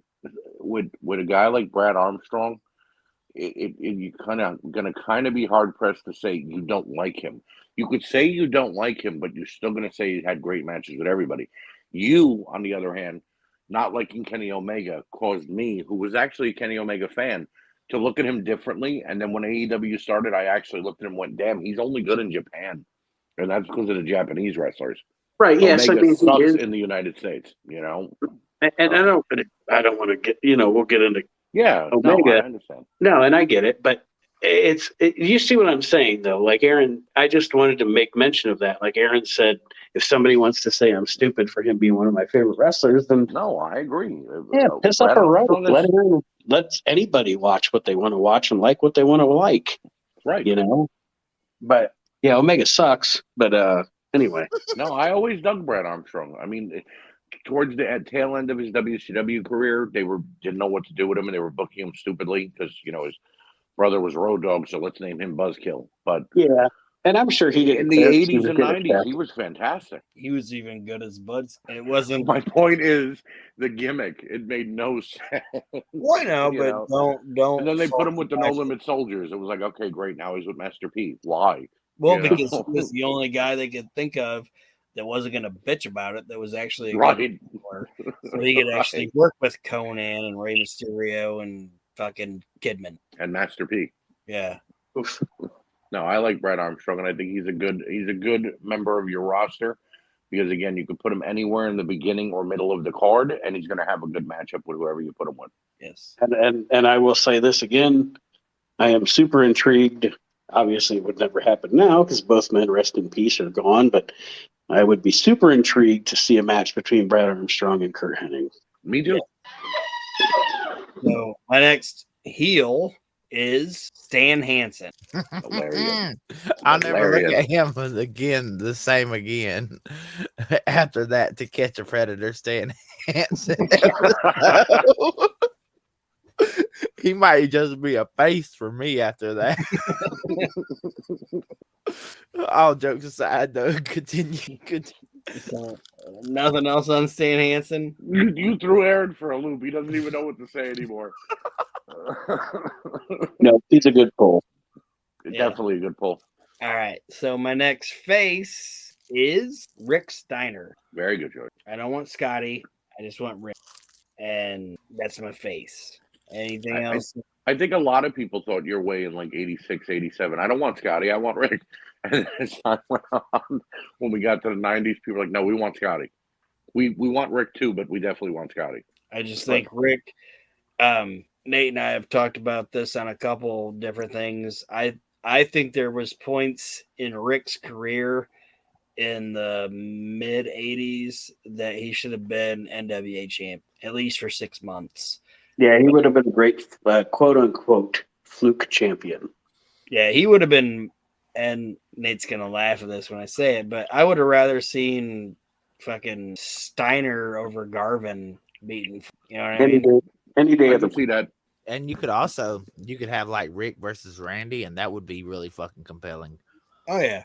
Really good shit. I agree. Anything else on Mr. Rick Steiner? No, sir. All right. My next heel, Don Muraco. The original Rock. He's getting a little fat right now, but I think he's still got the promo ability and charisma. See, I wasn't the only chunky chaser. I mean, anybody that listens to anything that I've ever recorded, you're going to know that I'm going to say yes, because Don Muraco is one of the great promos of all time. End of story. Yeah, I was never big on Muraco, not because he wasn't good, but it was just someone I just never. I mean, I guess it was because by the time I got into wrestling, he was already on his way out, and it was the tail end of his career. But then going back, I mean, except for his feud with Snuka, I was never compelled. But if you're going to have a big heel on your roster, I don't see a problem having Don Morocco there. Imagine the fucking promos that you would get between him and Dusty. Right? Yeah. That would be fucking ridiculously good. So we got Mr. Morocco. Anything else on Mr. Morocco? Isn't that in 86, he's also still at a high level in the ring. Yeah, he's still able to work. He's still doing his thing. He still looks good. I think that's a good pull. I agree. Most definitely. He's also a versatile enough guy that you can move him up and down. You know, like you can have him be a championship challenger. He's not necessarily going to be the champion, but he can be a championship challenger, have a great program with the champion, and when all's said and done, he moves back down the card and he's just, feuding with somebody else or whatever. But yeah, Morocco, you're not going to get any argument with me. Morocco, especially 80s. Right. And then like say whoever that the champion starts feuding with next, say you're going to put them over on whoever, or put, whoever the challenger is up next over on the champion, you could have Morocco inserted there too. And then you have so much good shit to work with. Mm-hmm. Anything else on him? Nope. All right. My next face, Kerry Von Erich. You are not going to get an argument out of me on that one. Nope. Not on me either. Dang. Nate, you're the only one with an argument? No, I don't have an argument. I was just making fun of the fact that Kerry Von Erich might have been mildly, but he wasn't. Damn, just shit on my favorite wrestler, bro, of all time. But Kerry Von Erich wasn't mildly. He was. However, over like Rover, and at this time chiseled, and he had his demons, and that is what it is. You work with that. Yeah, strength. Like he could throw a van across them.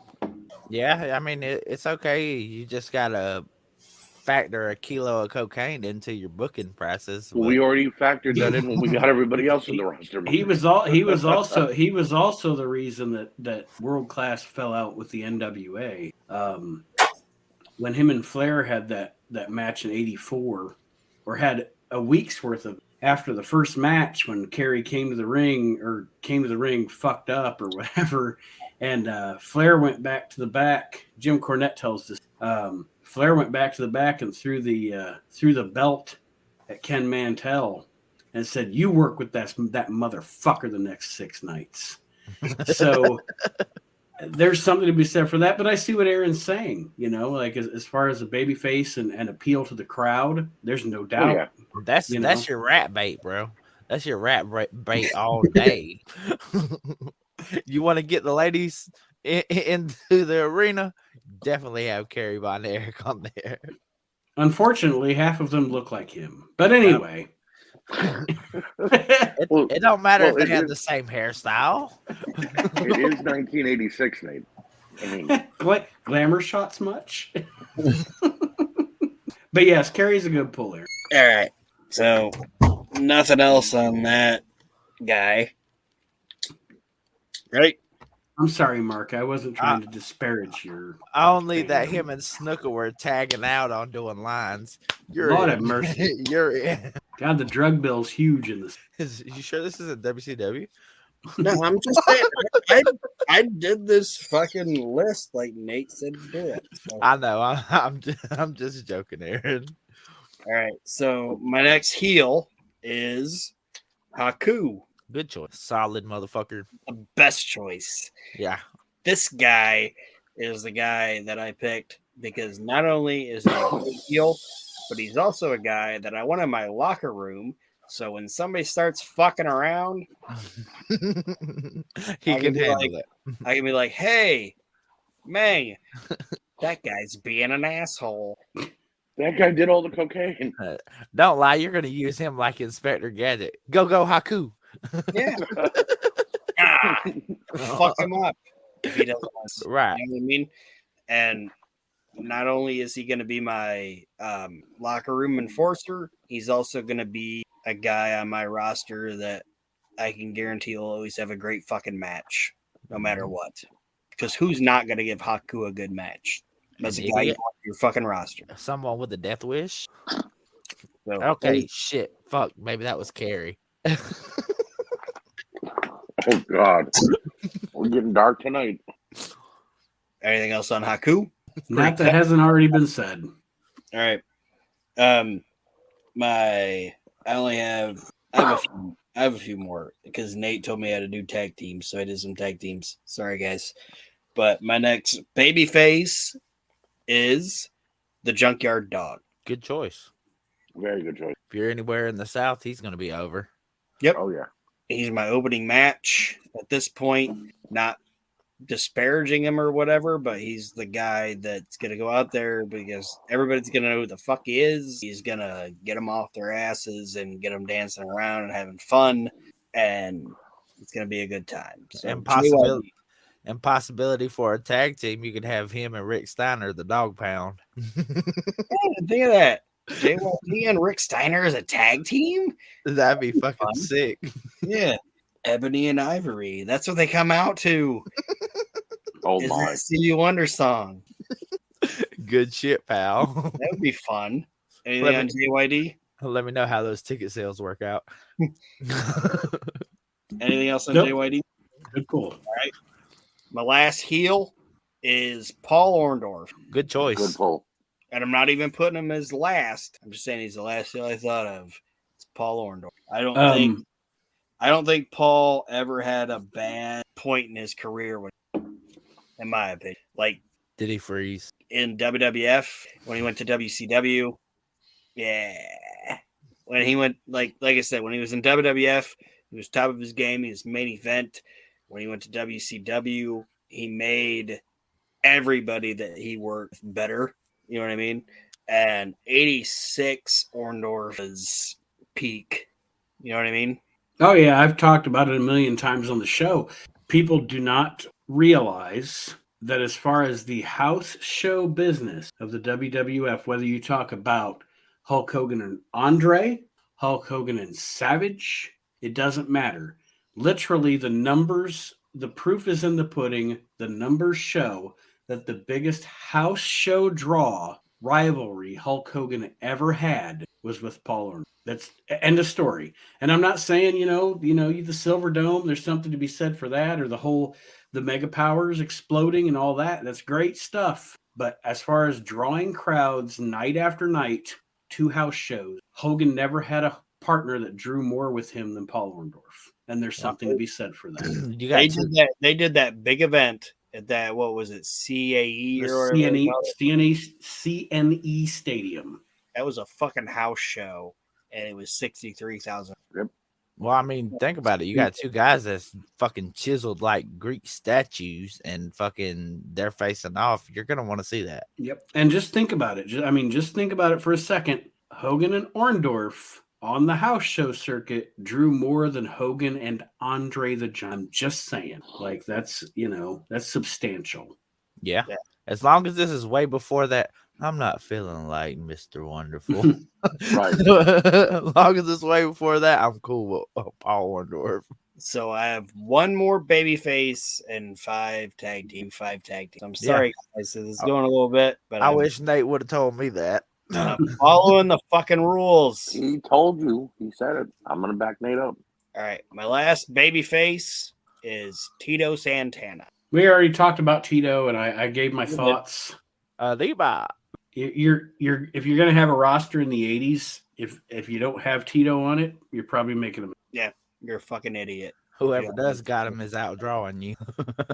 And I get on Aaron's roster, I get to watch Tito wrestle on Cool. Yeah. Yeah. So I have the 5 tag teams, but I also have my announce team and a booker. Do you guys want my tag teams or my announce team and booker? I want to know who's supplying the Coke for Don Morocco. And, who's the booker? Snuka. Who's the booker? Who's the booker? Yeah. My booker is Gary Hart. And that's not even trying to do what Nate was like. I'm going to do this whole thing as Gary Hart. Gary Hart's my booker. So your brother's your booker. Got you. And you know who's not on Aaron's roster? Who? Ricky Flair. Yeah, he left for Ric Flair. But yeah, Gary Hart's my booker. All right. Okay. You want my announce team or my tag team? Let's go with the announcing. Yeah. My announce team is Jim Ross and Eddie Gilbert. Interesting I like choice. Interesting. I like that a lot. I get Eddie Gilbert as a commentator, but also he might get smacked by like a Tony Atlas or a Tito Santana, and then guess what? Right. I get a free fucking wrestler. Huge cheater. And you have Jim Ross with a barbecue pit next to the announce table. I was just gonna say you have Jim Ross when he looked more like Bobby Hill than Hank Hill. But anyway, a little cherub Jim Ross. Like he's holding like the fucking towels that you're not. My allowed name to is use. Rossi. I like to party. Anyway, yeah, young Jim Ross and Eddie Gilbert. You're not gonna go wrong with Eddie. And you're not gonna go wrong with the Jim Ross. Nope. So that's my announced team, and now we're gonna roll into my tag team. I have and Aaron's first show though. Aaron, on your first show to introduce Jim Ross and Eddie Gilbert in the loudest suit possible. You have to have Reeser back. Oh yeah, Reeser's gonna be there with his big mustache. It's gonna be great. Boyd Pierce will hand the mic. That's who I meant was Boyd Pierce. I'm sorry, I got him backwards. I know what you meant. Boyd Pierce. Reeser Bowden can be there too with the big mustache, but Boyd Pierce will hand over the mic. It's like, I've got something to say. What do you think, Bill Watts? The crazy thing about Boyd Pierce at that time was he was like 37, but he looked like he was 86. I didn't think he was 37. I was exaggerating, but he was like, he looked 25 years older than he actually was. But anyway, go ahead. I got my tag team. All right. 5 tag teams.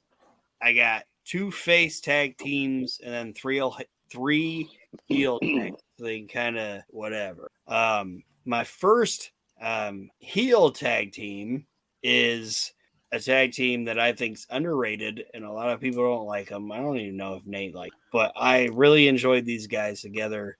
It's Rick Rude and Manny Fernandez. God, the awesome Raging Bull and Ravishing. Yeah, the awesome twosome. I fucking love this. Cool shit. You said heel tag team? Yep. They're my heel. They're my first heel tag team. Rude's good.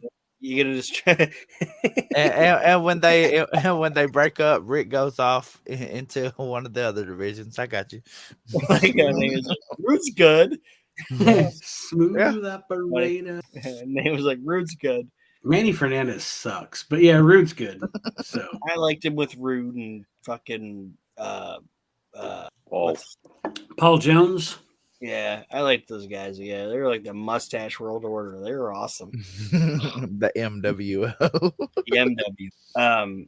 My next heel team is the team I'm going to put the belts on to begin with. Is the Hart Foundation, Bret Hart and Jim Neidhart. Yep. Good choice.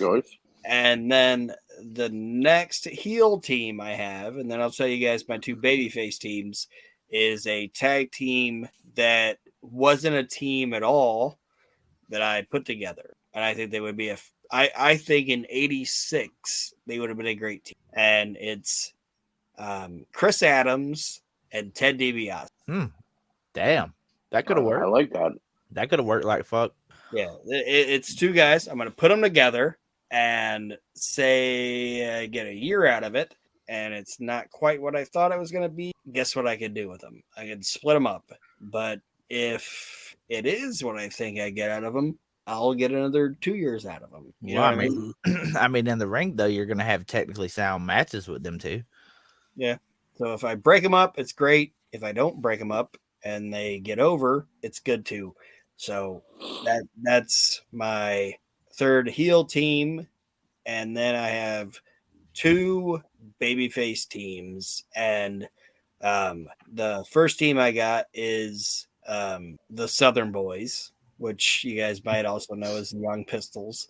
Yeah. It's Tracy Smothers and Steve Armstrong. Fucking fantastic. Goddamn. It's, in my opinion, one of the most underrated tag teams of all time. And I don't know if you guys like. I could talk all day about them, so I don't want to monopolize. Did they hold the WCW United or the NWA United States Tag Team titles? Or They were United States Tag Team champions. Yeah. Yeah, and at this point in '86, they're not a team yet, but Aaron's putting them together early because they are both active. They did in late '86. I did research. So okay. Well, no, I'm just saying. I mean, they're both active, so you could put them together if you wanted to, regardless. But they were a fantastic, no doubt. I mean, come on. I put Gene Snitsky and Abyss together. Well, I know. I just wanted to make sure the only team that I didn't put together that wasn't already together in '86 was DiBiase and Adams. But yeah, they started like late in '86. But yeah, Scott or Steve Armstrong and Tracy, fucking great. And I've said it on a few shows before this that Steve Armstrong was I said when I put Brad on my roster that I'm a huge Brad Armstrong fan, but Steve Armstrong is the most solid, best talent in that whole fucking, like, he had all of it. You know what I mean? Like, Brad could work and he looked great, but he couldn't talk, you know? And Brian, he was a bigger guy and he could talk, but are you ever going to tell me that fucking Road Dogg was the greatest wrestler in the world? Seriously, and I'm not. He likes to think that he is, but I agree. And Brian Armstrong's not going to tell you that he's, but Steve had all of it. And Tracy Smothers, I don't know what we could talk for fucking 7 more hours about how great he was. So I don't want to keep you guys too much longer. I got one more team, unless you guys have anything else to say about the Southern Boys. Nope. All right. The last team is the team that I'm going to feud with the Hearts. They're going to be the team that's, these two teams are going to be the back and forth teams. They're going to be the main tag team feud on my show. It's the Fantastic Bobby Fulton, Tommy. 86. They are actually 86 and 87. What do I want to say? I don't want to get in the weeds. I actually enjoy the Fantastics more before they came to, like, I like them in World Class, etc. They were just, I don't know. And I don't know if it's because once they came to the NWA, they were like small fish in a big pond.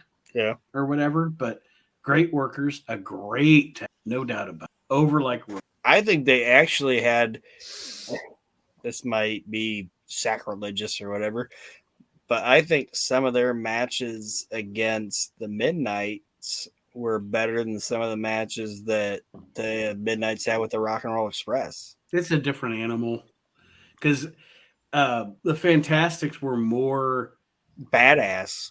Yes, they were more on the same level as the Midnights, whereas Ricky and Robert were constantly had to sell. You know, that was their. It's just, I don't know. I don't want to get in the weeds, but it's a different. You know who I'm really surprised that he didn't pick as one of his tag teams? The fucking Road Warriors. I don't want them on there. They're still guzzle everybody. I don't want people guzzling people on my roster. I want back and forth ass kicking matches. And right, Aaron went for as competitive of matches as he possibly can get. He didn't want a one-sided to bury anybody on the roster, and I dig that. Yeah, I want people punching the shit out of each other and just, like I said, everything but the eyes, and just kick the shit out of each other and have the best match on the card. And my roster might not accomplish that, but I think it's a good roster. Yeah, pretty good roster. Well, Aron and Mark have presented us with really good rosters this week from 86 and 2003. Next time around, which will probably be after the new year, Archie and I will be preventing. We're going to be preventing our rosters from doing anything, Archie. We're shutting this shit down. We're going to be preventing listeners. Presenting our rosters from 2006 and 2001. All I'm telling everybody is I hope they like Lodi and Lenny Lane, because that's the only guys I picked. You really went with that. You were that only WCW thing, didn't you? No. I did do that, yes. He challenged me, and I did. Oh, my God. Archie, I was just joking, bro. Hey, you asked for it, I'm giving it to you. I don't care. I know that in the bigger picture of it all, WCW in 2001 was the shits, but it was not because of the talent. It was because of the booking. Oh, I agree. So I have no problem doing it. That is what you have to look forward to next time. Out of 2001. Yep. It might be the greatest accomplishment in the history I of got a We Can't Kid Wrestle Romeo, podcast. Kid Romeo and Elix Skipper, Sugar Shane Helms. What was that? Evan Courageous? No, I'm kidding. I didn't keep any of those guys. I fired the entire cruiserweight division, actually. Gosh. Well, since we will probably not have a new episode until after the new year, we want to wish everybody a happy new year. Have a happy holidays. Aaron, parting words quickly. Merry Christmas, Happy Hanukkah, Merry Kwanzaa, all that shit. Thanks for listening. And if you don't agree with somebody telling you like Merry Christmas or whatever they feel, just understand that when somebody tells you happy whatever holiday they celebrate, they're not trying to be disrespectful to you. They're just trying to tell you to have a good time, right? Yeah. You know? Like if I tell you Merry Christmas, I understand you might not celebrate Christmas, but I'm telling you have a good holiday. And if you don't like it, shut the fuck up and just keep pushing your cart. Oh. Or run into traffic. I don't give a fuck what you do. But don't yell at that person and don't try to fucking cancel them. Just shut the fuck up and celebrate, bitch.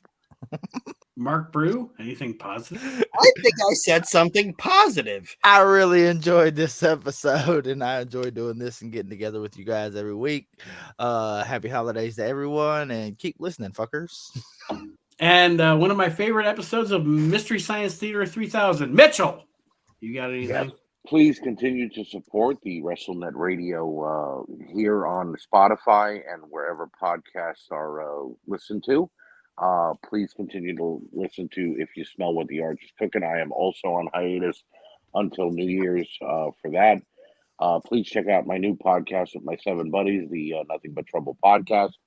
We are long-winded, we are brutish, and we are assholes, but I promise you we will make you laugh.